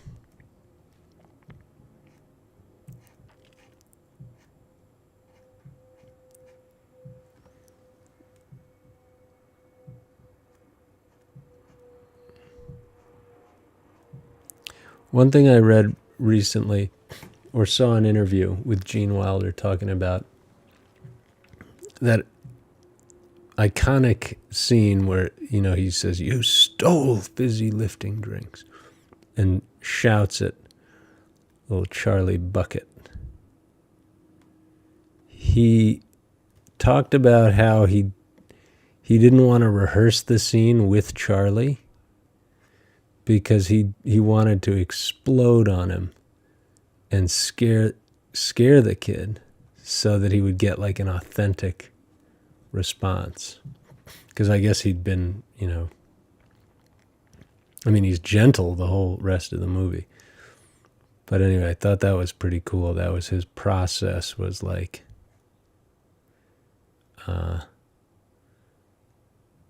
holding back from the kid and then just bringing him into the scene cold and shouting at him. And he said that the kid, he was, obviously you see the reaction. It worked. And the kid's a good actor, but don't you know that Grandpa Joe and Charlie, cheer up, Charlie, do. Has anyone heard the, are there songs in the new one that are taken from the old one? I don't think I even got that far enough to know that. All right. Let's see what's happening there. I'm getting this like painterly, I'm not loving it yet, but it's going to come together. Just have to keep trusting the process here.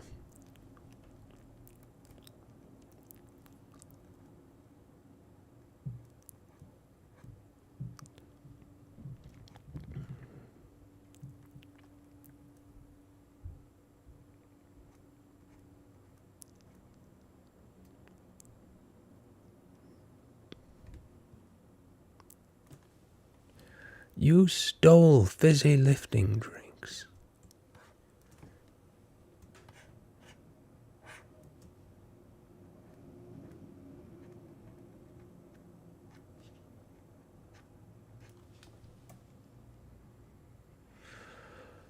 Okay. And what is the ruse there? I've forgotten. He wants Charlie to... Like, it doesn't quite make sense.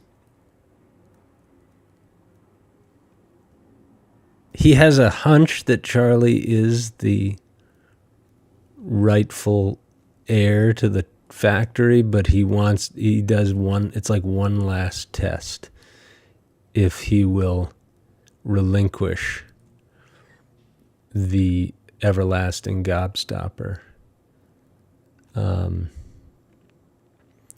In other words, if Charlie is, honest enough to, but it's not like that. That implies that Charlie was gonna sell the thing to Slugworth anyway. I don't know. I'm not really convinced that that gesture of handing over the gobstopper is the right. I don't know. I mean, it works, but it doesn't really add up. Like, if he didn't give it back, I still don't think he's a criminal. I don't think he's the wrong. I don't think he's. If he hadn't given the chocolate back, why does that make him any less rightful of, to inherit the factory? Anyway, this is obviously a plot device. I'd have to read the source material to understand better. I don't think I've ever read that book.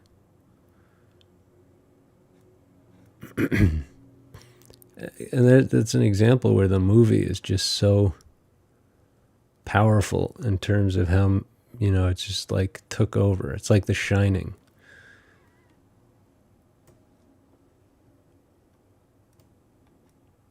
Okay, let's see here. We're going to try to turn edges here.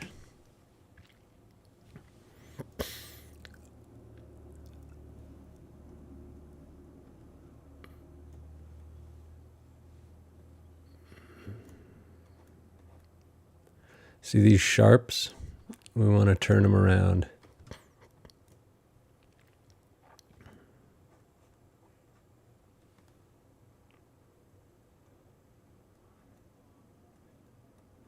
You got a sharp edge up against here, you turn it the other way.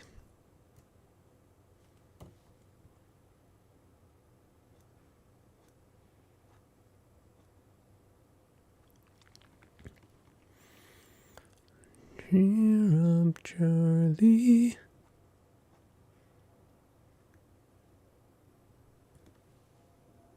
There's our highlight.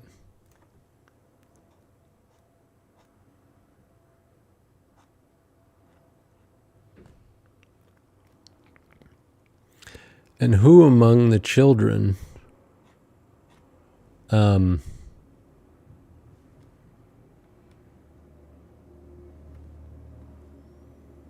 is Charlie's clearly the best candidate.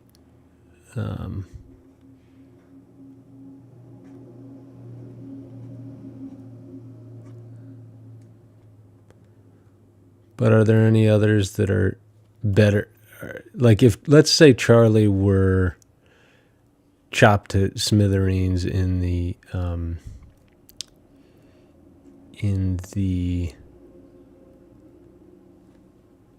little propeller thing. Obviously there would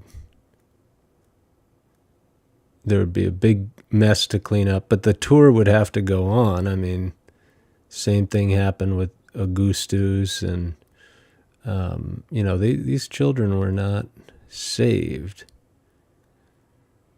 So what I'm wondering is, would there have been, would Wonka have had to do another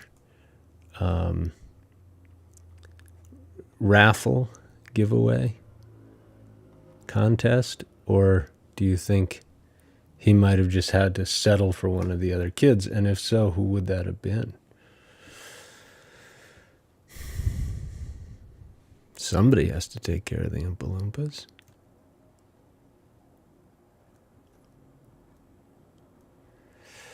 All right, so we're starting to see that kind of the gentle side of Wonka coming through, which I'm pleased about. Let's do more. See this.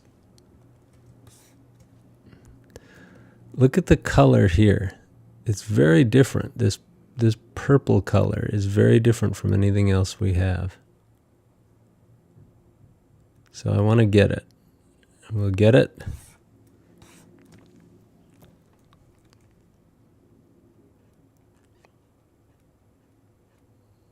Like, who's the least terrible of the remaining children? I think you probably have to whittle away. You have to start who's the worst. I mean, I think the meanest, and I don't know if this is true or just my sort of hindsight here, the meanest seems to be Veruca.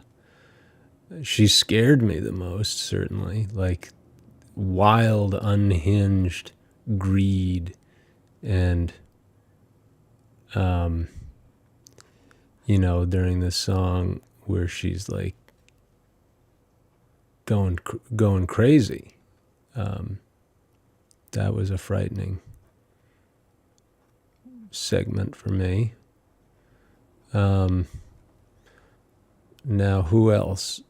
Augustus. Augustus is just, he likes sweets and he likes good food. He's a healthy young man. I don't know why.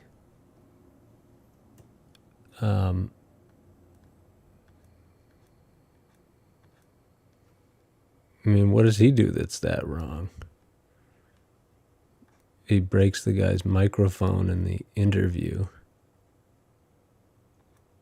He bites the top of it off, right? I think Augustus is less of a villain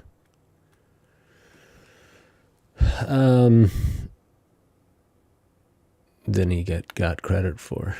He was drowned in a chocolate tube. Horrible. Mike TV is not a pleasant person. I kind of like Violet. Here I am stealing again. Yeah, I didn't think Violet was too awful. She's somewhat braggadocious, right? Doesn't she?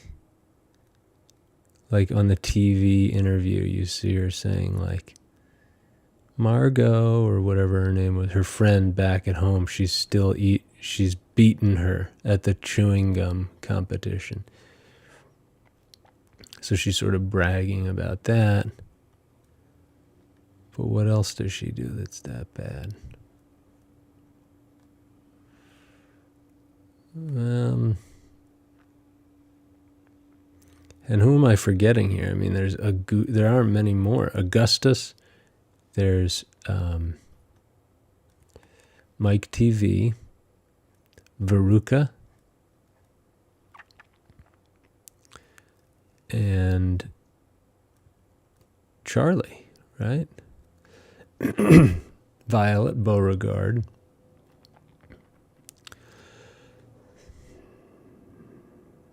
So, if I'm missing somebody, who would that be?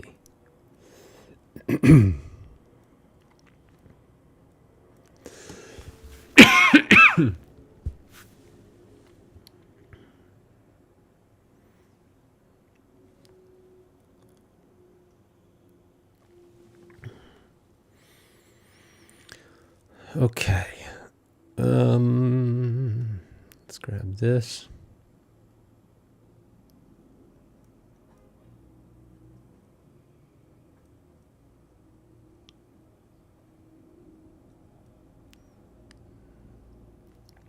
Violet, you're turning violet, Violet.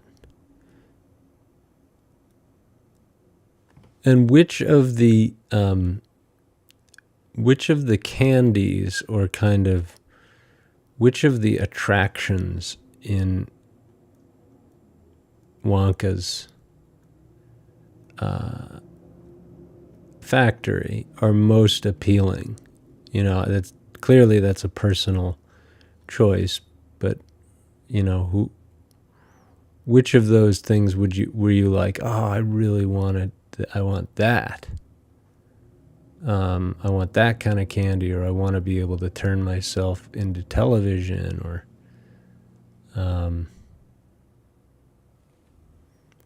so that's for me. That I don't know. I think I liked the chewing gum one, like the idea of being able to have like a gum that tastes like all these different things.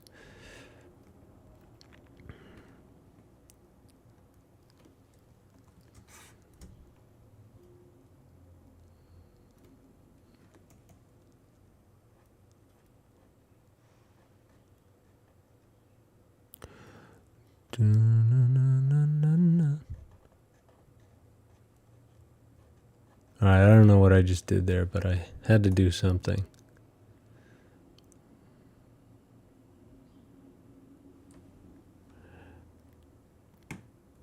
Do something. The scariest thing of that, I mean, when the one that I think it just straight up made me cry was the tunnel, where Wonka subjects all these children to this horrific kind of tunnel of nightmares on the way to after murdering Augustus. He then forces the kids to go through this hell ride. And that scared me. That made me cry. The chicken getting its head chopped off. Probably I was more scared of like the people's reactions. Like, I want to get off this boat. And like the mom of Mike TV is clearly extremely traumatized. And that sort of, as the viewer, it sort of, those emotional performances rub off on you a bit.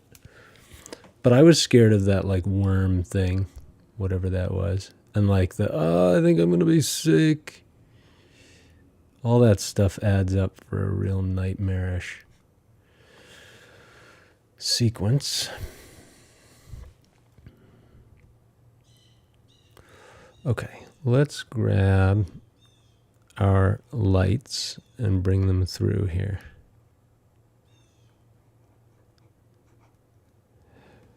Come with me and you'll see, or be in a world of pure imagination.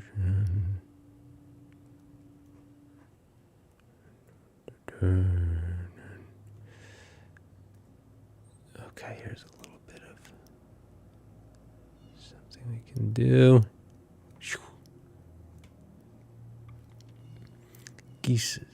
Gooses. I want the world. I want the whole world.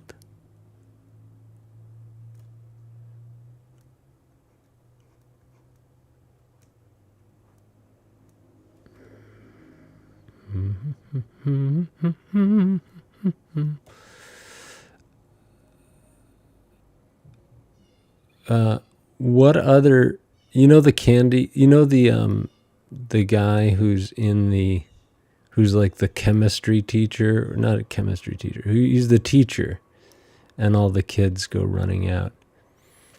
This was another thing that I think I Googled recently, was like, where was this thing filmed? Like, and it was a surprising answer. I don't really remember. The first guess would be England, but I don't know if it is. I can't remember. That's worth an investigation.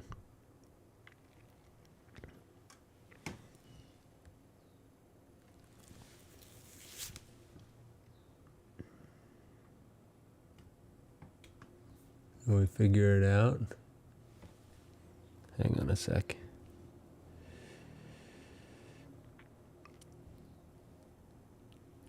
Where was Charlie and the Chocolate Factory filmed? Sorry, Willy Wonka and the Chocolate Factory? I'm talking about the 1971 film.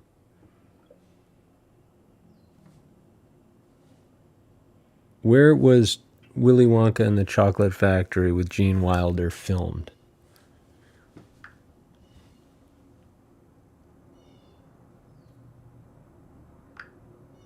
Where was Charlie and the Chocolate Factory starring Gene Wilder filmed?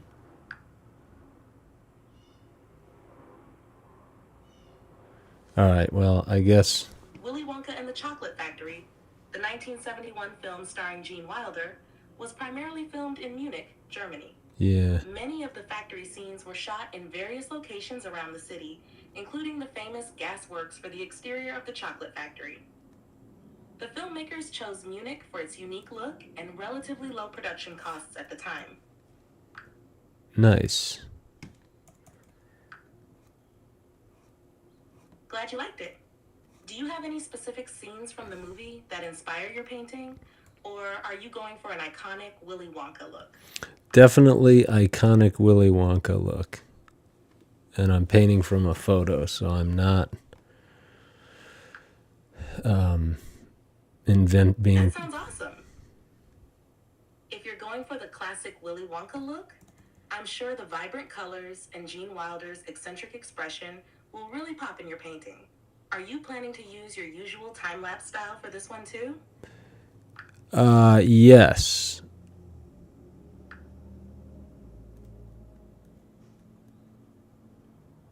That'll be really fun to watch. The contrast of his purple coat and the golden tones from the factory could make for some great moments in the time-lapse. Do you have a specific pose or expression in mind from the film? Yes, it's the iconic poster promotional photo that I'm painting from.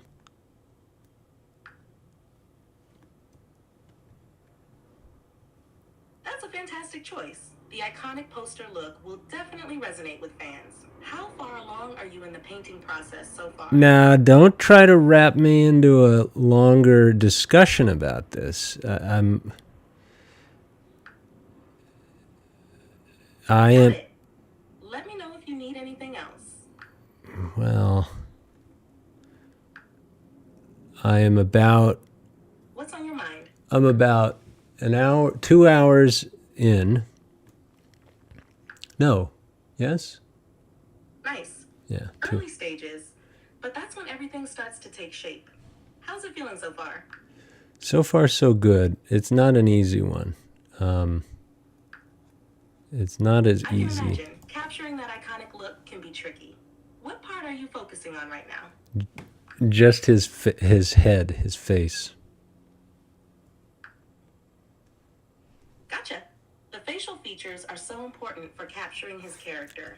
Are you using a specific technique for the skin tones? No, I'm just stealing colors from the photo and then brushing them in. That's a solid approach. Matching colors from the reference photo can really help achieve that realistic look. Are you Yeah. blending colors directly on the canvas or mixing them beforehand? Well, it's a digital painting, so I'm doing it all on the canvas.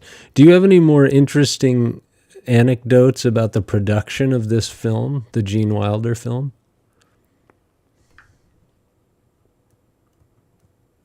Absolutely. One interesting fact is that Gene Wilder insisted on a unique entrance for Willy Wonka.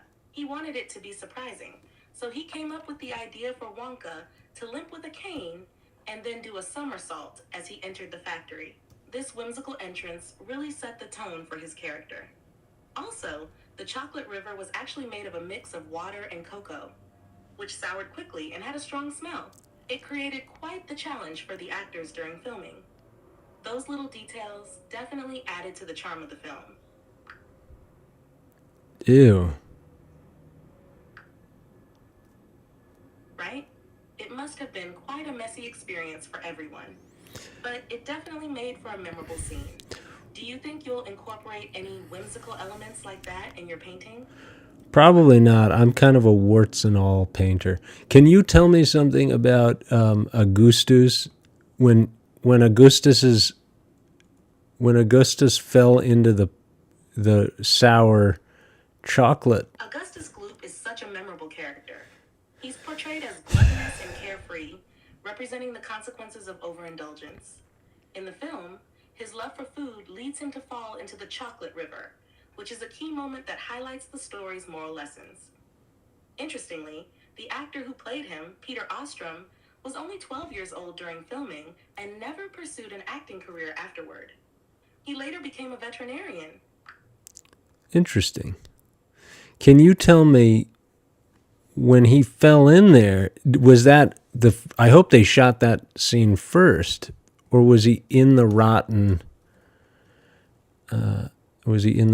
milk cocoa They powder? actually shot the chocolate river scene later in the filming schedule. Augustus was in the chocolate for quite a while during takes, so it must have been quite uncomfortable. To make it more challenging, they used a mix that soured quickly, which made the experience even less pleasant for him. Oh my It's wild to God. think about all the behind-the-scenes work that went into those memorable moments. Yeah, any more anecdotes like that? Sure. Another fun fact is about the Oompa Loompas. The actors who played them were actually all little people, and they were not only great dancers, but also sang the memorable songs. The songs were written by Leslie Bricusse and Anthony Newley, and the actors recorded them in a studio. Oops. All right, well, that's exciting. Let's see if we can turn the corner on this one.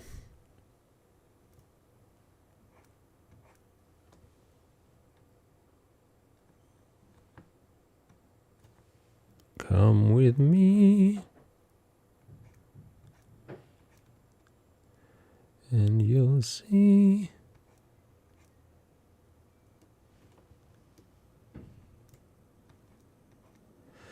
Okay, so here's a good example where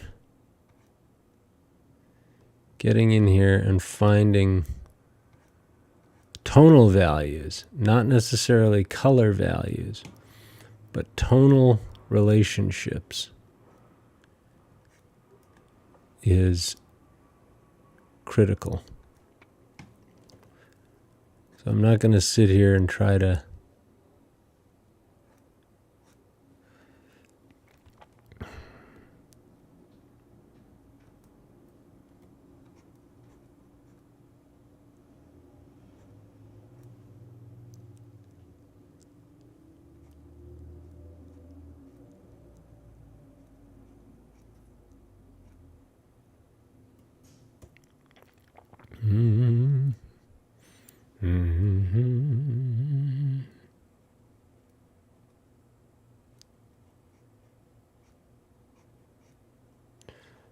Come with me,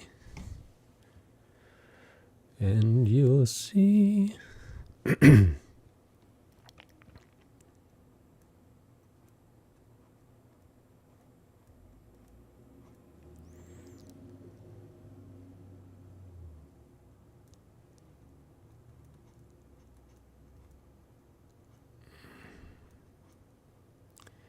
In a world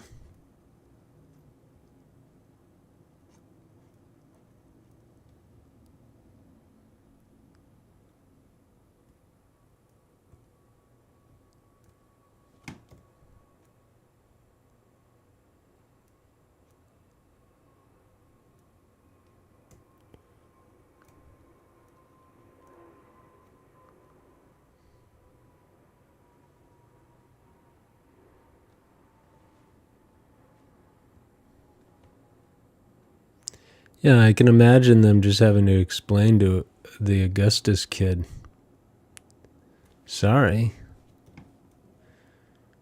we're, you gotta stick it out.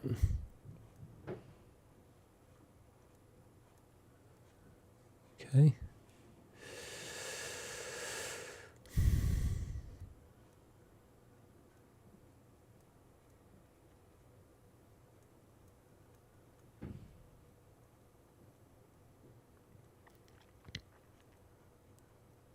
Now, what is it about this guy that gives the bear vibe?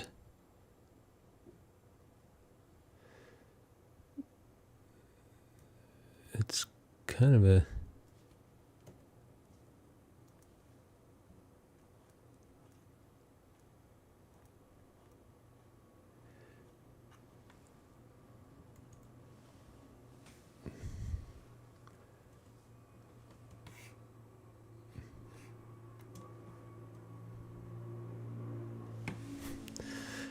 You gotta sit up a little straighter here. Posture check.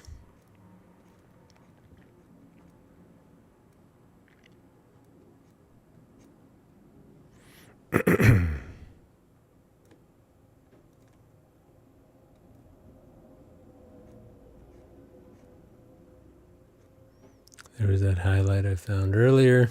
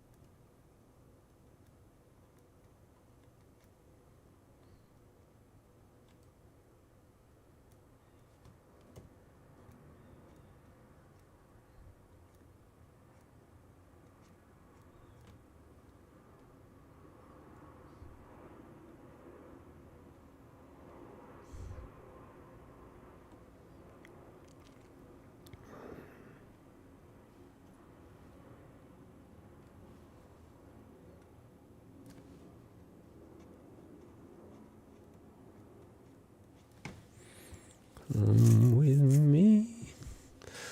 All right. We don't have this color yet, but we can grab it.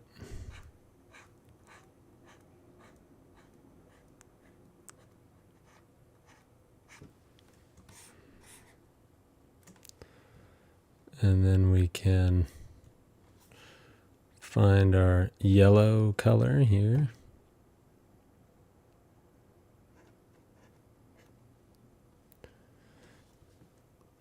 Let's get our...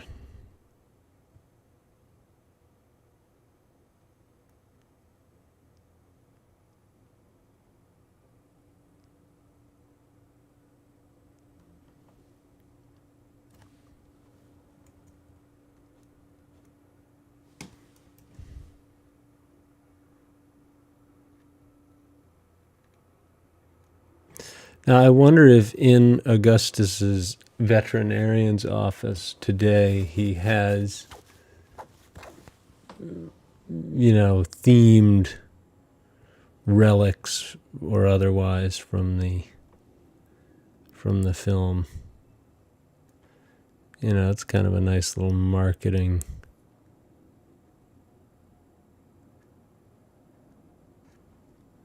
opportunity there. Maybe they're not really into that kind of thing in Germany.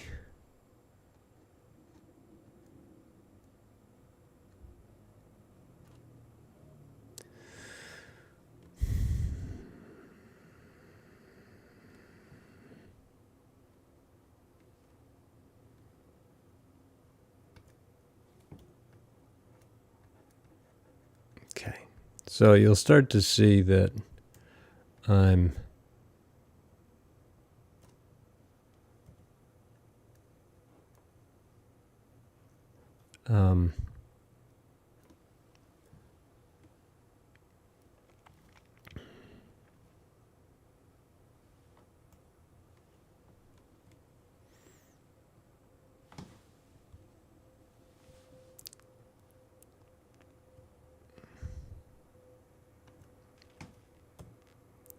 hang on. Wait, why did this happen? What was this?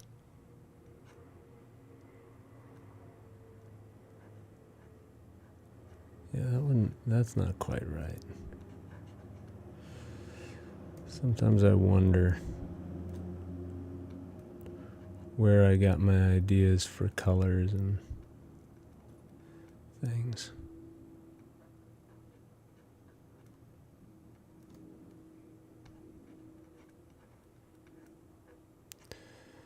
Okay.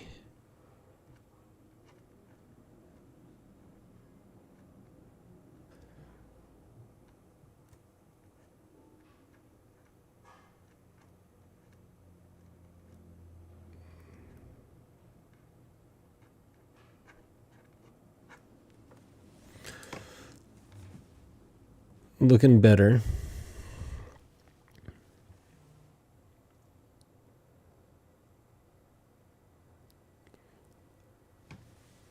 Suitably deranged, his expression, right? Let's find out where the rest of this belongs. Come with me.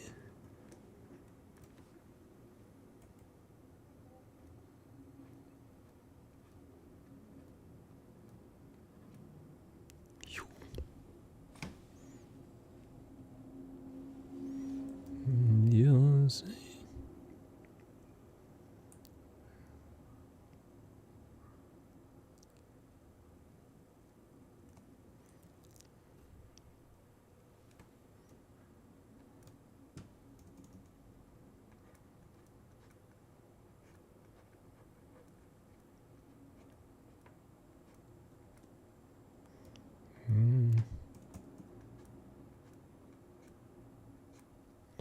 If you want a view,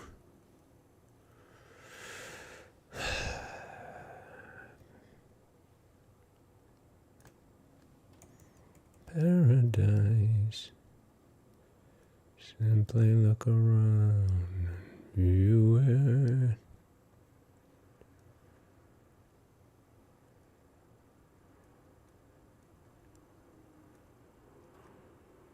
Want to change the world.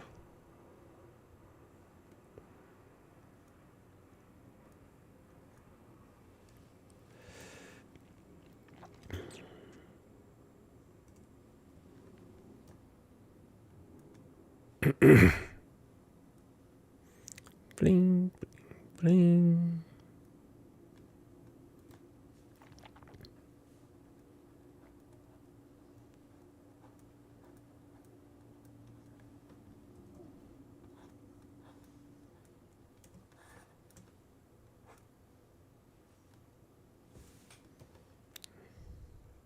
There's nothing to it.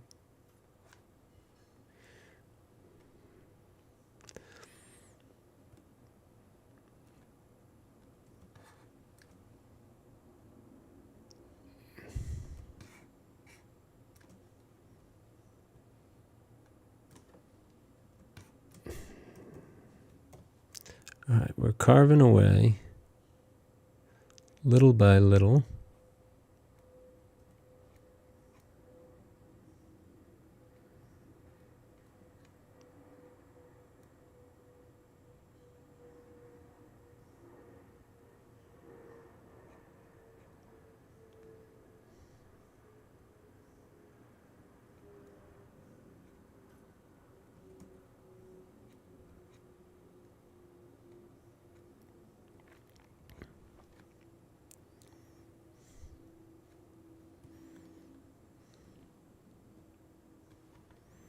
There's some greens here that we need. See this one? It's a dark value.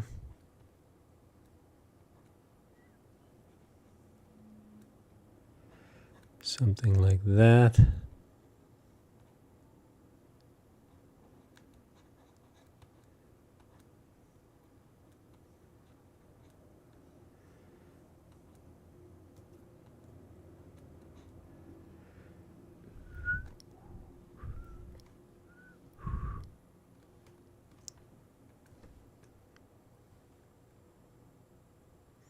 Weird. Look what I did there.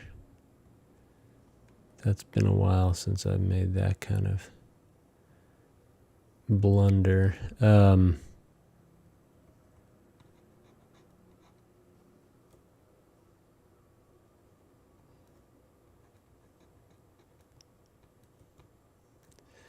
If you want to view parent. All right, well, the golden hues of the... It was kind of an artistic comment that ChatGPT had earlier about... I don't know if it was Like, how did she know that I was even working on this image? I don't know. All right, let's get this dark. There's one. Let's really indulge now that we've got things relatively in place. We can hit this dark of the hat. And what time period is that movie supposed to be in? It's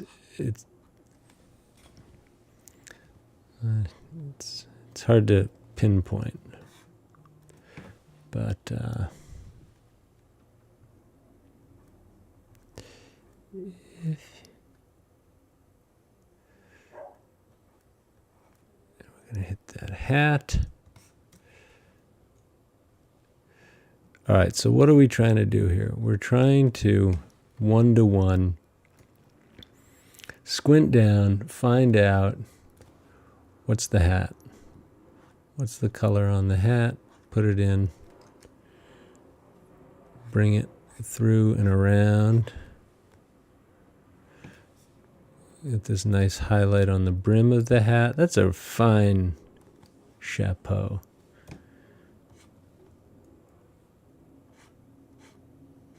I don't know which would be. I'm strongly considering doing the Bob Ross Halloween costume. A friend on Discord shared a pretty funny. Oh, it's set in early 70s. Eastland says it's set, I think the movie is set in present time. Yeah, so 71, 70, something like that. Yeah, that seems right. I guess the only thing that has me a bit, like the way they do the kind of Dickensian conditions that the grandparents are suffering under, it's like it kind of evokes like 1800s, but obviously that's not what it is, because there's all this television and yeah, there's all this stuff but they kind of harken back to that. I mean, yes, Charlie's poor, but it's like a little, it's almost too caricatured, I think.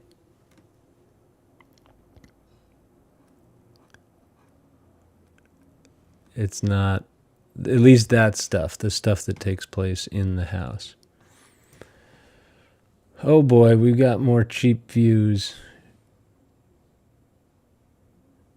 Sizzling Goblin. I like that.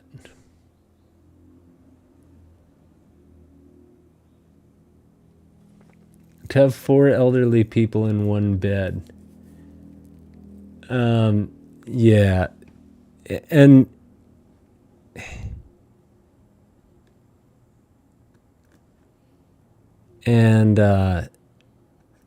just the washing stuff, like, is she doing her personal laundry or does she work at, like, is that the family's laundry?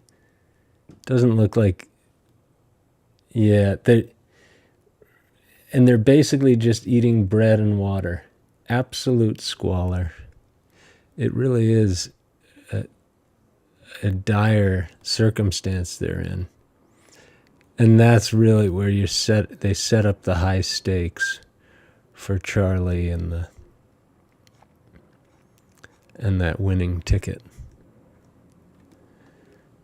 And what is the part? Oh, Grandpa, that money was for your tobacco.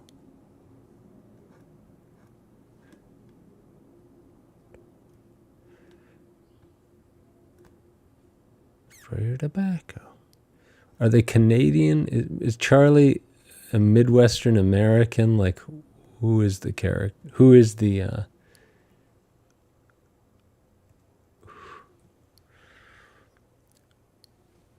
Eastland says, well, it also makes it that much more impressive that Charlie doesn't take the Slugworth deal.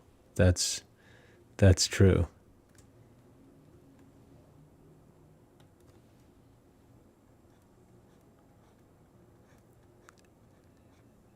And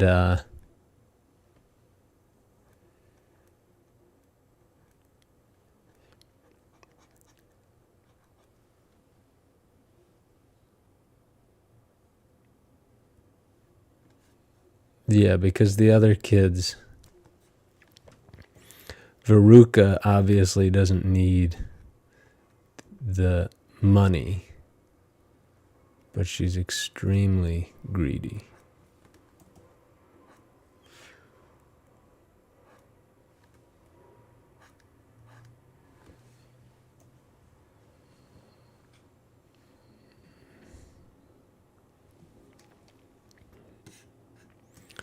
But yeah, I wonder how, what that whole washing your laundry by hand thing. And where is that? Is that like a rental? Like, it's a different set. Do they have, is that just like in the street somewhere? Like, is she squatting and doing their laundry there? I'm trying to figure out what that little scene is. And that's one of my favorite numbers in the soundtrack is the Cheer Up Charlie. But all that happens, I'm not sure where it happens. Yeah, I think it's probably her job. Yes.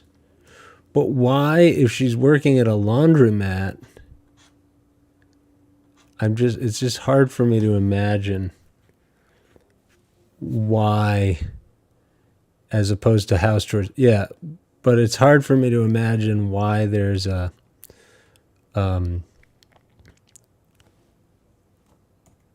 why do the people of that city do their laundry by hand? It's 1971.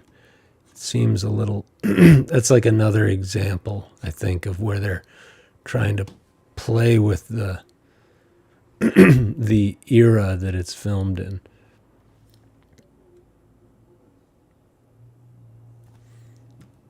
All right, so we've got our darks. We're putting in our lights of the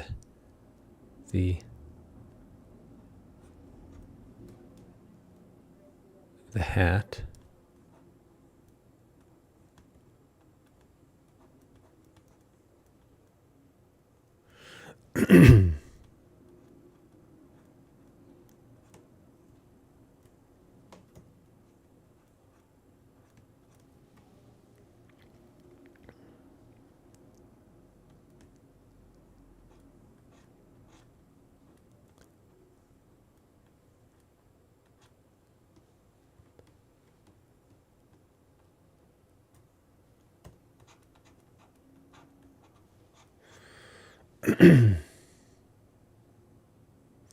That's, yeah. Oh, good point. Then maybe it is house chores because they can't afford a washing machine. Yeah, unless they're like living in sort of like a communal style, like where everybody there, I don't know. It's just hard to say what that scene is. It's just kind of showing the difficult circumstances that they're in without necessarily being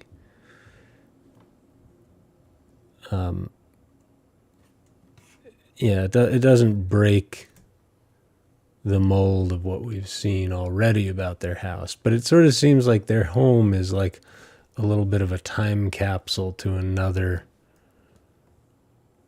world, another era.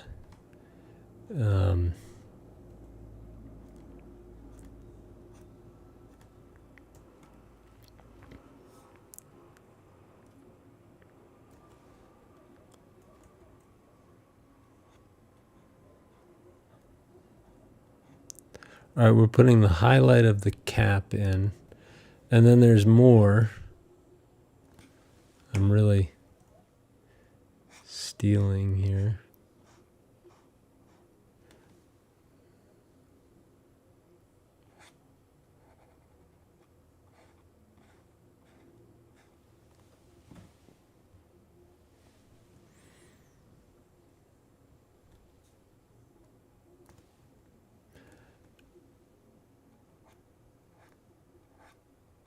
And also, like, Roald Dahl wrote that in the 60s or something, right?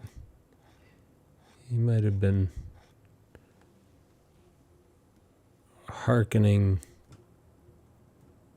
back to his childhood days.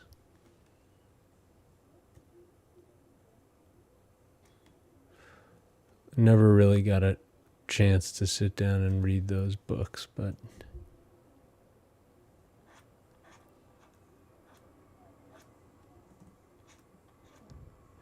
this is a nice, fun part of this. So you could see how easy it is to turn these edges around.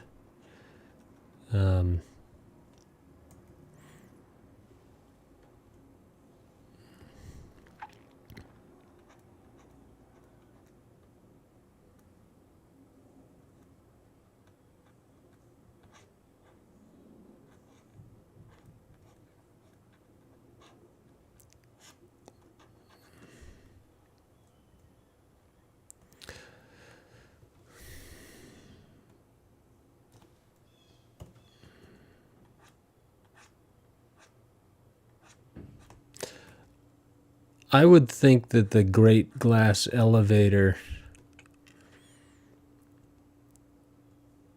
would make for a better film now with CGI. But then again, when they tried it with this guy Chalamet and all that CGI, it fell totally flat. It didn't seem to do anything for me anyway. It just didn't. I couldn't even stand to watch the rest of that movie after watching like just a little bit of it.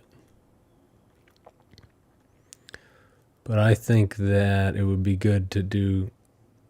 Oh no! Did you see the Gene Wilder documentary? No, I didn't.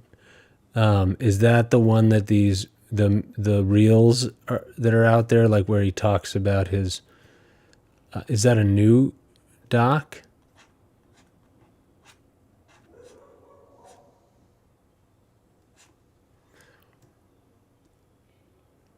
Like where was that? Where's that interview from?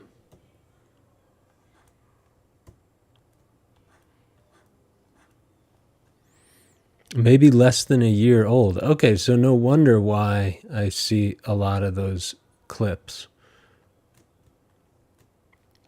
I'll have to watch that one.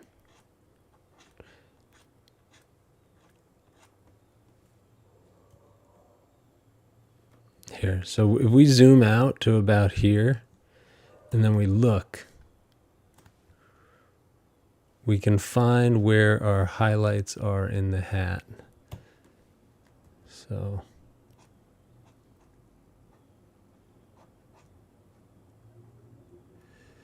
zoom out, try and place those in.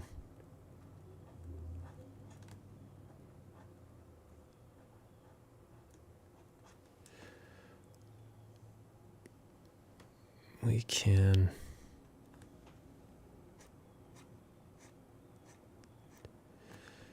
get that, a little bit of shoulders, some more darks here.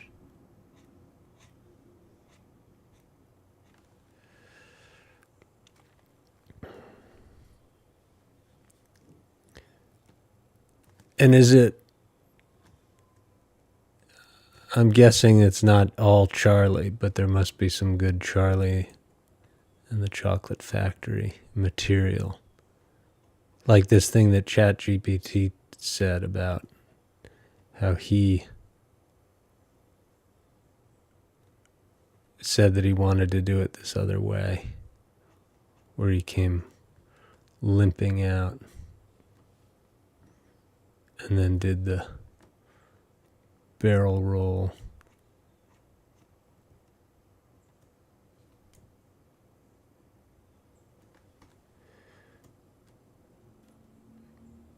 Okay.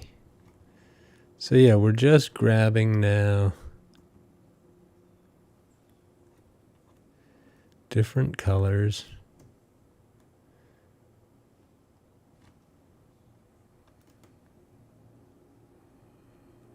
Something like that.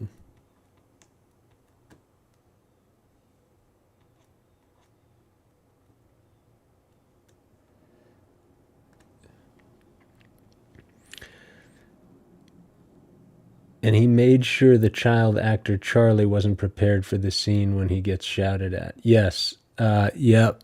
Yeah, I was talking about that before. He didn't rehearse for that scene where he yells at him about the fizzy lifting drinks. He doesn't let Charlie see how angry he'll get, and that frightens the kid and the viewers. I mean, it's a powerful scene.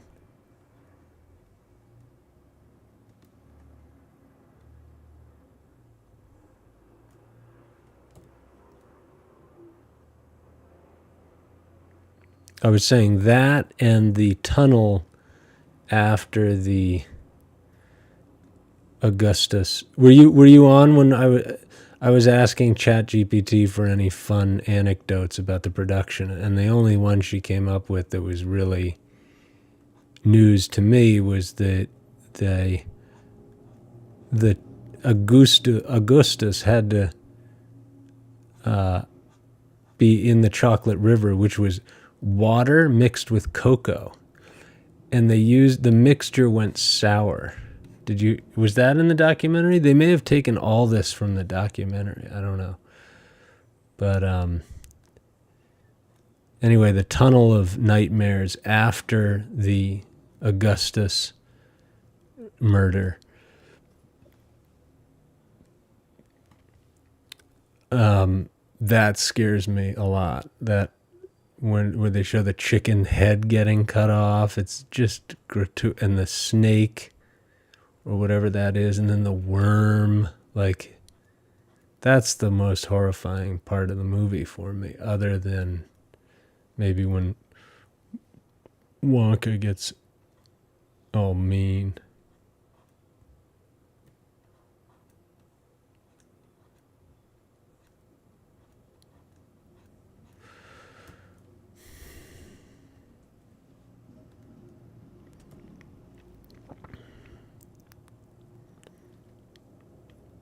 And I tried to ask ChatGPT if she knew whether they had to just keep, like, did they shoot the Augustus swimming in the river before the chocolate soured, or was that when it was already rotten? And she said that the answer wasn't right. It was like they shot it later in the production of the film, but she kind of misunderstood the question. But that was interesting too. I obviously didn't know that. Okay, what was this? Huh, that's weird.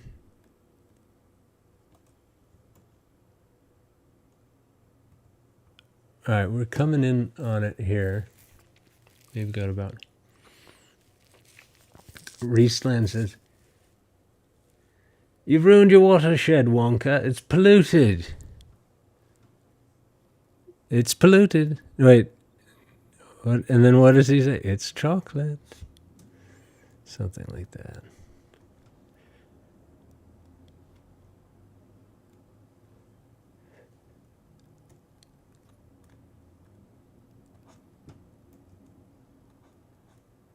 Nuts. What business are you in? Salt?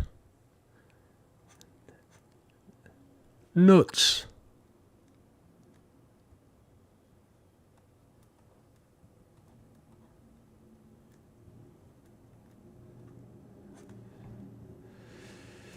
Okay,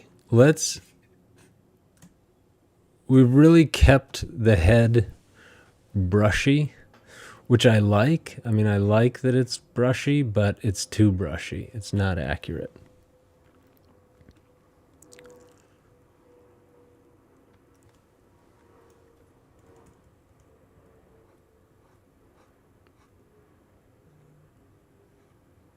So we got to figure out how and if. Oop.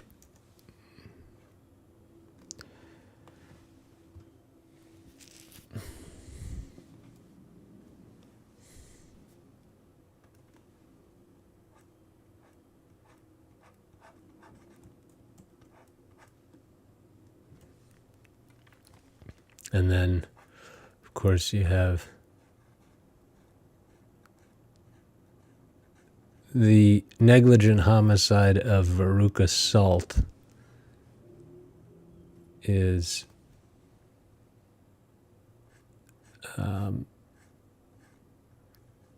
that's probably the least. I don't know. It's a long drop. That's got to be traumatic. But Wonka never really addresses where the kids are, right? He doesn't tell Charlie that everything's going to be okay. They're deceased, and my question was, if Charlie had been chopped up in the blades of the shaft where the bubbles are, then who would have been the viewers? Oh, Eastland says the viewers and critics thought the movie was too mean. Really? Yeah. Interesting. Okay. It's pretty barbaric. The means of death.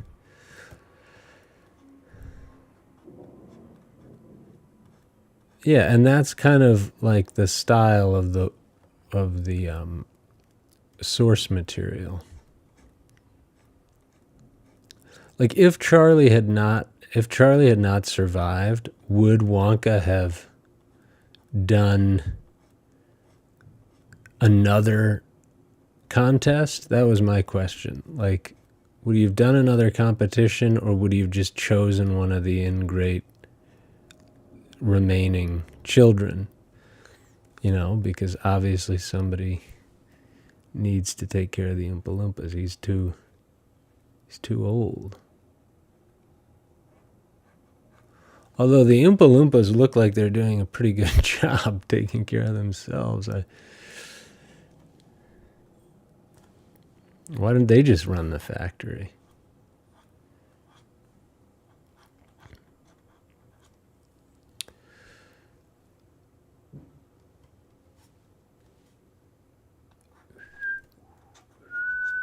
There's some texture here in the shadow of the hat, which I really like.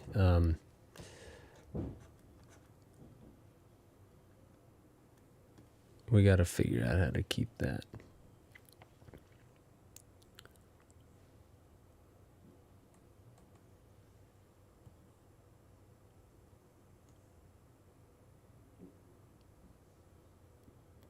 Not overdo it. All right. How about one? We're sort of coming down to the end for basically our first pass here. Oops. And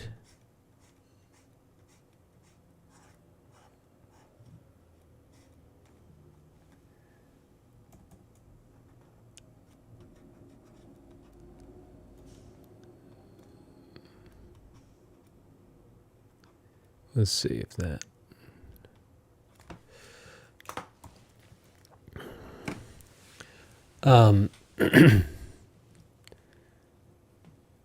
Yeah, it's not like sometimes I guess we think of like, but then on the other hand, 10 years later, there's those videos of the kids, parents letting their kids watch Alien. I think that probably that movie Alien was ahead of its time for horrific, gory, scary stuff, like, you know, sci-fi, because I don't think any parent in their would let their kids watch that if they knew what it was going into it. So it tells me that there's nothing really like it before. The parents probably thought, oh, this is, you know, Star Wars. But just the absolute horror of that one. I don't think a parent. They show these kids in the 70s, like, and what did you think of the movie? Yeah, I thought it was scary. And he's like 11 or 10. It's too young. My 5-year-old wants to see Aliens. That dad was an idiot, though. He said that these things can happen in the real world. Oh my gosh. Oh, the aliens, Dad.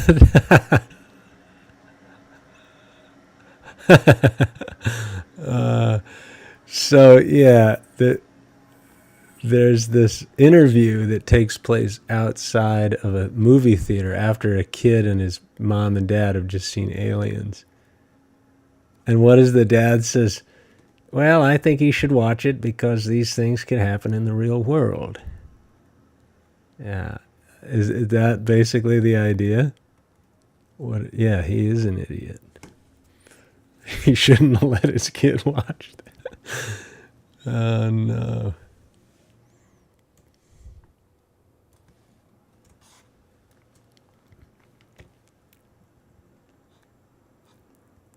That's ridiculous.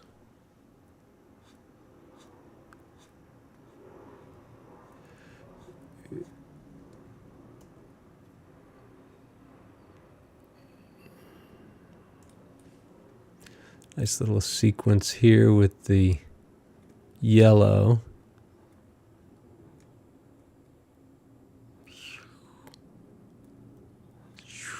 Okay. I will say this one is not as exciting to paint. I mean, he's such a boring... The energy in this one, I mean, he's got great energy. It's kind of bewildering, the gaze that he has here, but it's nothing like the kind of energy of Ripley and Newt. But, you know, all the more reason. I'm glad we don't have like candy canes and things to paint in the background. Okay, so the dad at that Aliens interview says he needs to know that things like that could happen in real life based on science. Okay.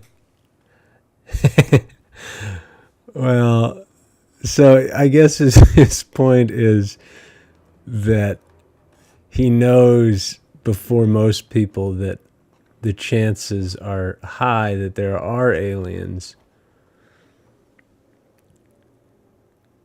The news lady asks, did the movie scare you? The boy says, yes, ma'am, it did. Oh, no. And so the father made his kid watch it. But wait, what's the counter argument to the guy saying that things like that would happen in real life? I mean, because it is true that there could be aliens. Based on the math, based on the numbers, there could be aliens. I guess what you're saying is he's an idiot for thinking that things like that would happen because it just wouldn't play out at all like that if there really was an alien invasion. Is that what you're saying? The news lady... Then the father says, "We never know what's going on in the outside world." Oh boy. So he's kind of a lunatic, the dad. And the mom is standing there just wow. Yeah. Oh dear.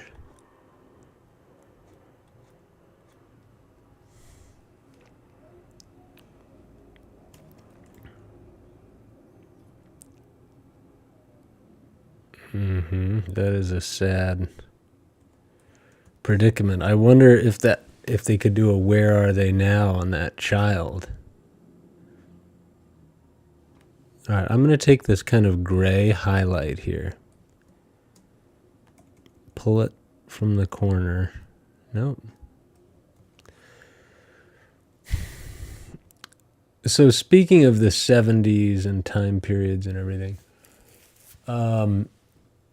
the colors on this, it's a great photo. It seems to be a promotional photo. I'm not going to get sucked back into the portrait today because I think I'm somewhat at a place where I can relax on it and get back into the other stuff. But you can see the colors in the photo are kind of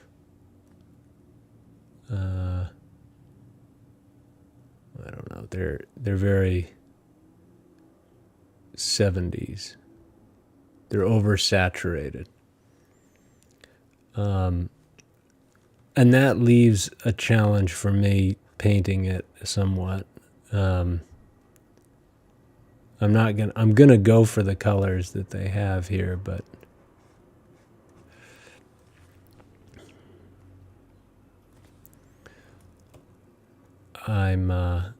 it's a little.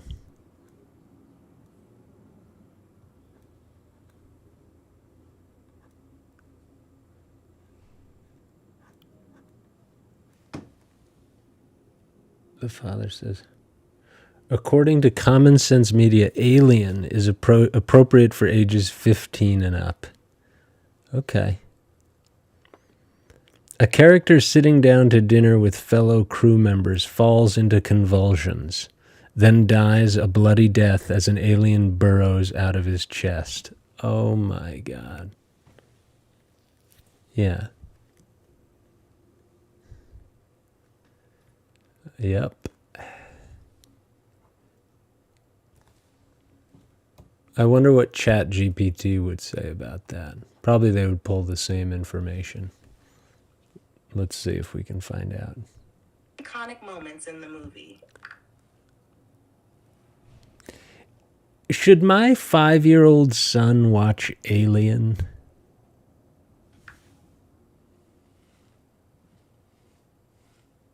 Alien is a classic, but it's quite intense and scary, with themes that may not be suitable for a 5-year-old. It has suspenseful scenes and some graphic moments that could be frightening for a child. If you're looking for something more age-appropriate, there are plenty of great kids' movies out there. Would you like some suggestions? Well, I want to know how long my son will have to wait to see Alien.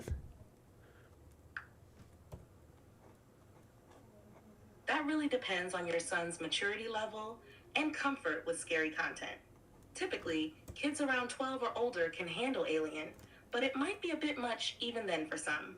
It's always good to check in with him about what he's ready for. Do you think he enjoys scary movies, or is he more into lighthearted stuff? He likes Mandalorian, but it's nowhere near as horrifying as Alien.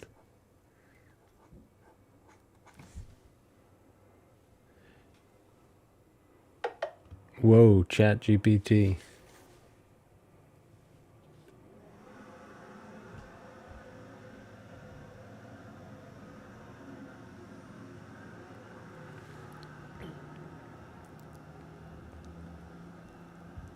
Eastland says, I saw I saw Aliens, the sequel, at Jimmy Brett's 4th grade birthday party.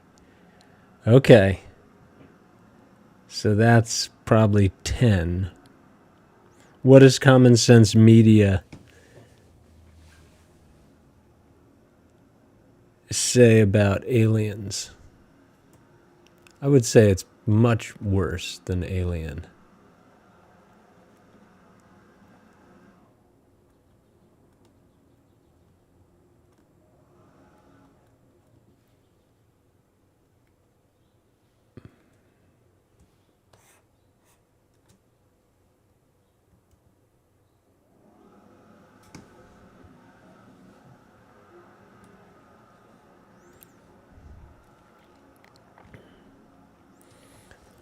I think that was old enough, but it definitely had some impact.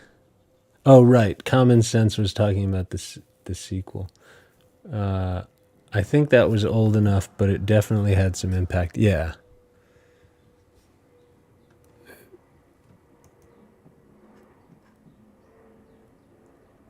It's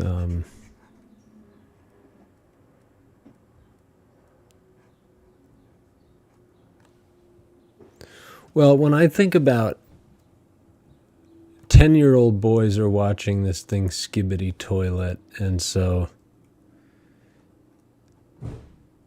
and probably younger. Anyway, Skibbity Toilet is it's kind of like an apocalyptic, almost like Terminator 2 level scary stuff. But the fact that you're not seeing any humans being bloody death, it's just sort of like robots that are experiencing. But I don't think that makes it any less intense. It's very intense.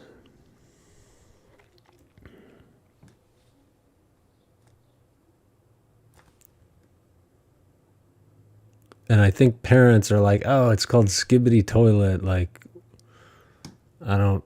what could be the harm? It's just toilets fighting each other. But it's very intense explosions and kind of graphic war scenes. So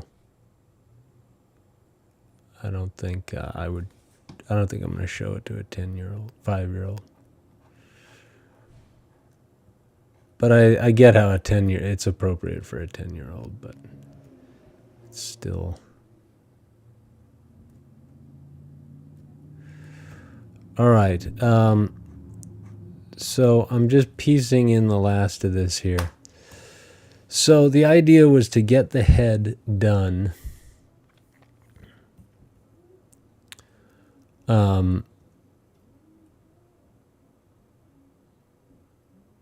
And the head is not done by any stretch of the imagination, but the basics are down.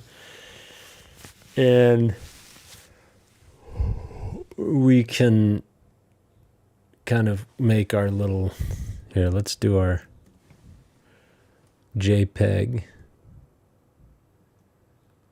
And then we'll save this as V2. And then we'll kill our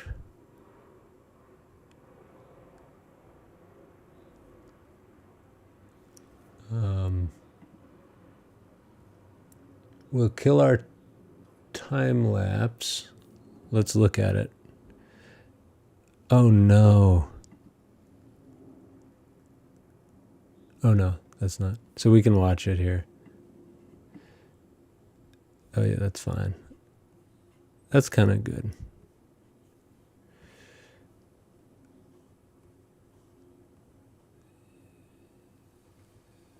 Yep. I don't know. I'm trying to figure out what the right speed for all this stuff is, but I like to watch this on a.